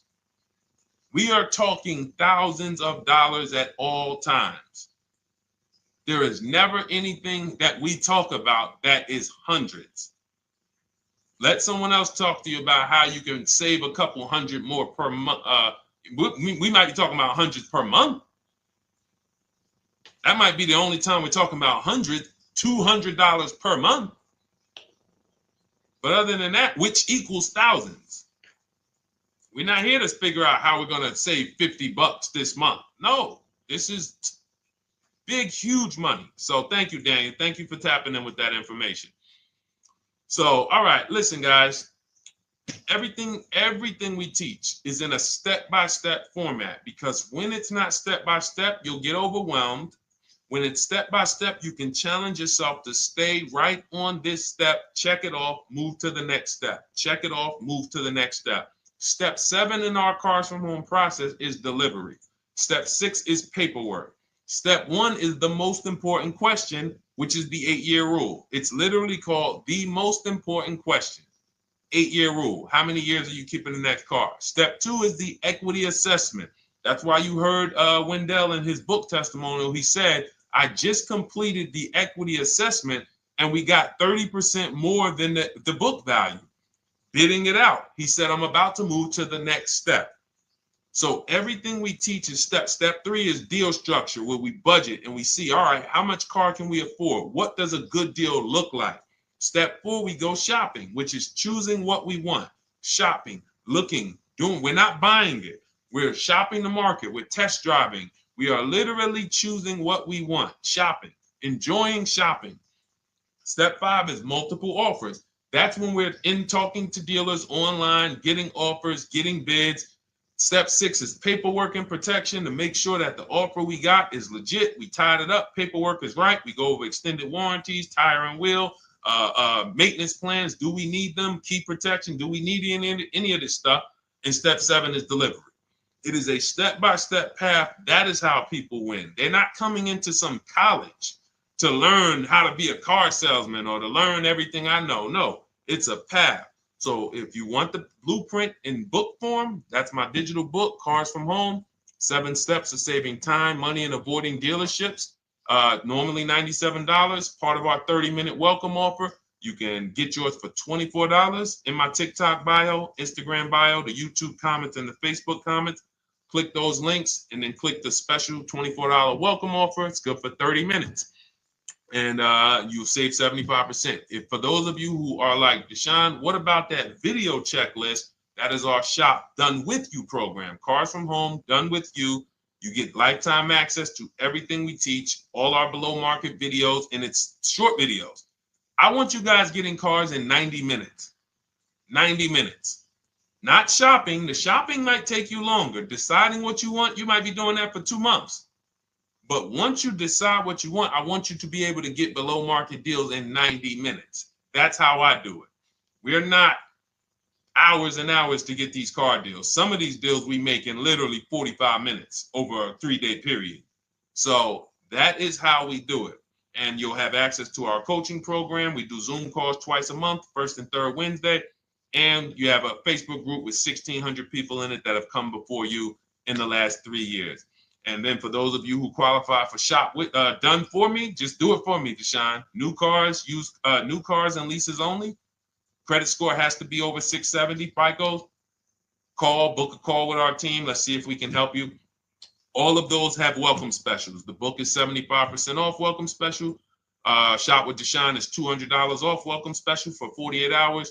And done for you is $300 off for 72 hours. All welcome specials for people to say, all right, I'm taking action. I'm going to take advantage of a lower investment for taking action immediately. And for those of you who you're still new here, you're like, Deshone, I like the information, but I need to get, can I get some free advice first? Let me test out some free advice. You can, of course, go download our cheat sheets, and that's there as well. All of that is in the Cars from Home Toolkit. So always a pleasure. We will be back tomorrow, 12 noon. Please mark your calendars, tell your friends, bring a friend, and we'll continue to, we'll continue to do what we do and try to make sure you guys have everything you need to win every car you get. I want you sending pictures with the numbers.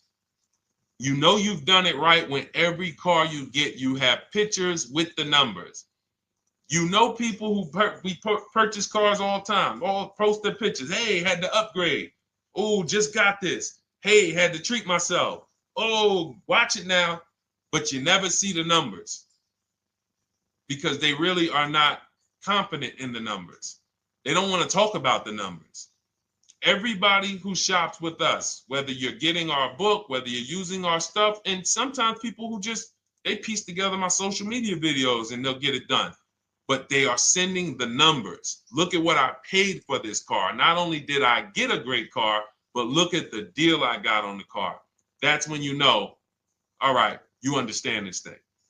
All right, have a great day, y'all. See you tomorrow. And if you couldn't make the whole broadcast, feel free to watch the replay. We'll be replaying it throughout the day until tomorrow's show. All right, have a great day, y'all. Thank you. God bless you.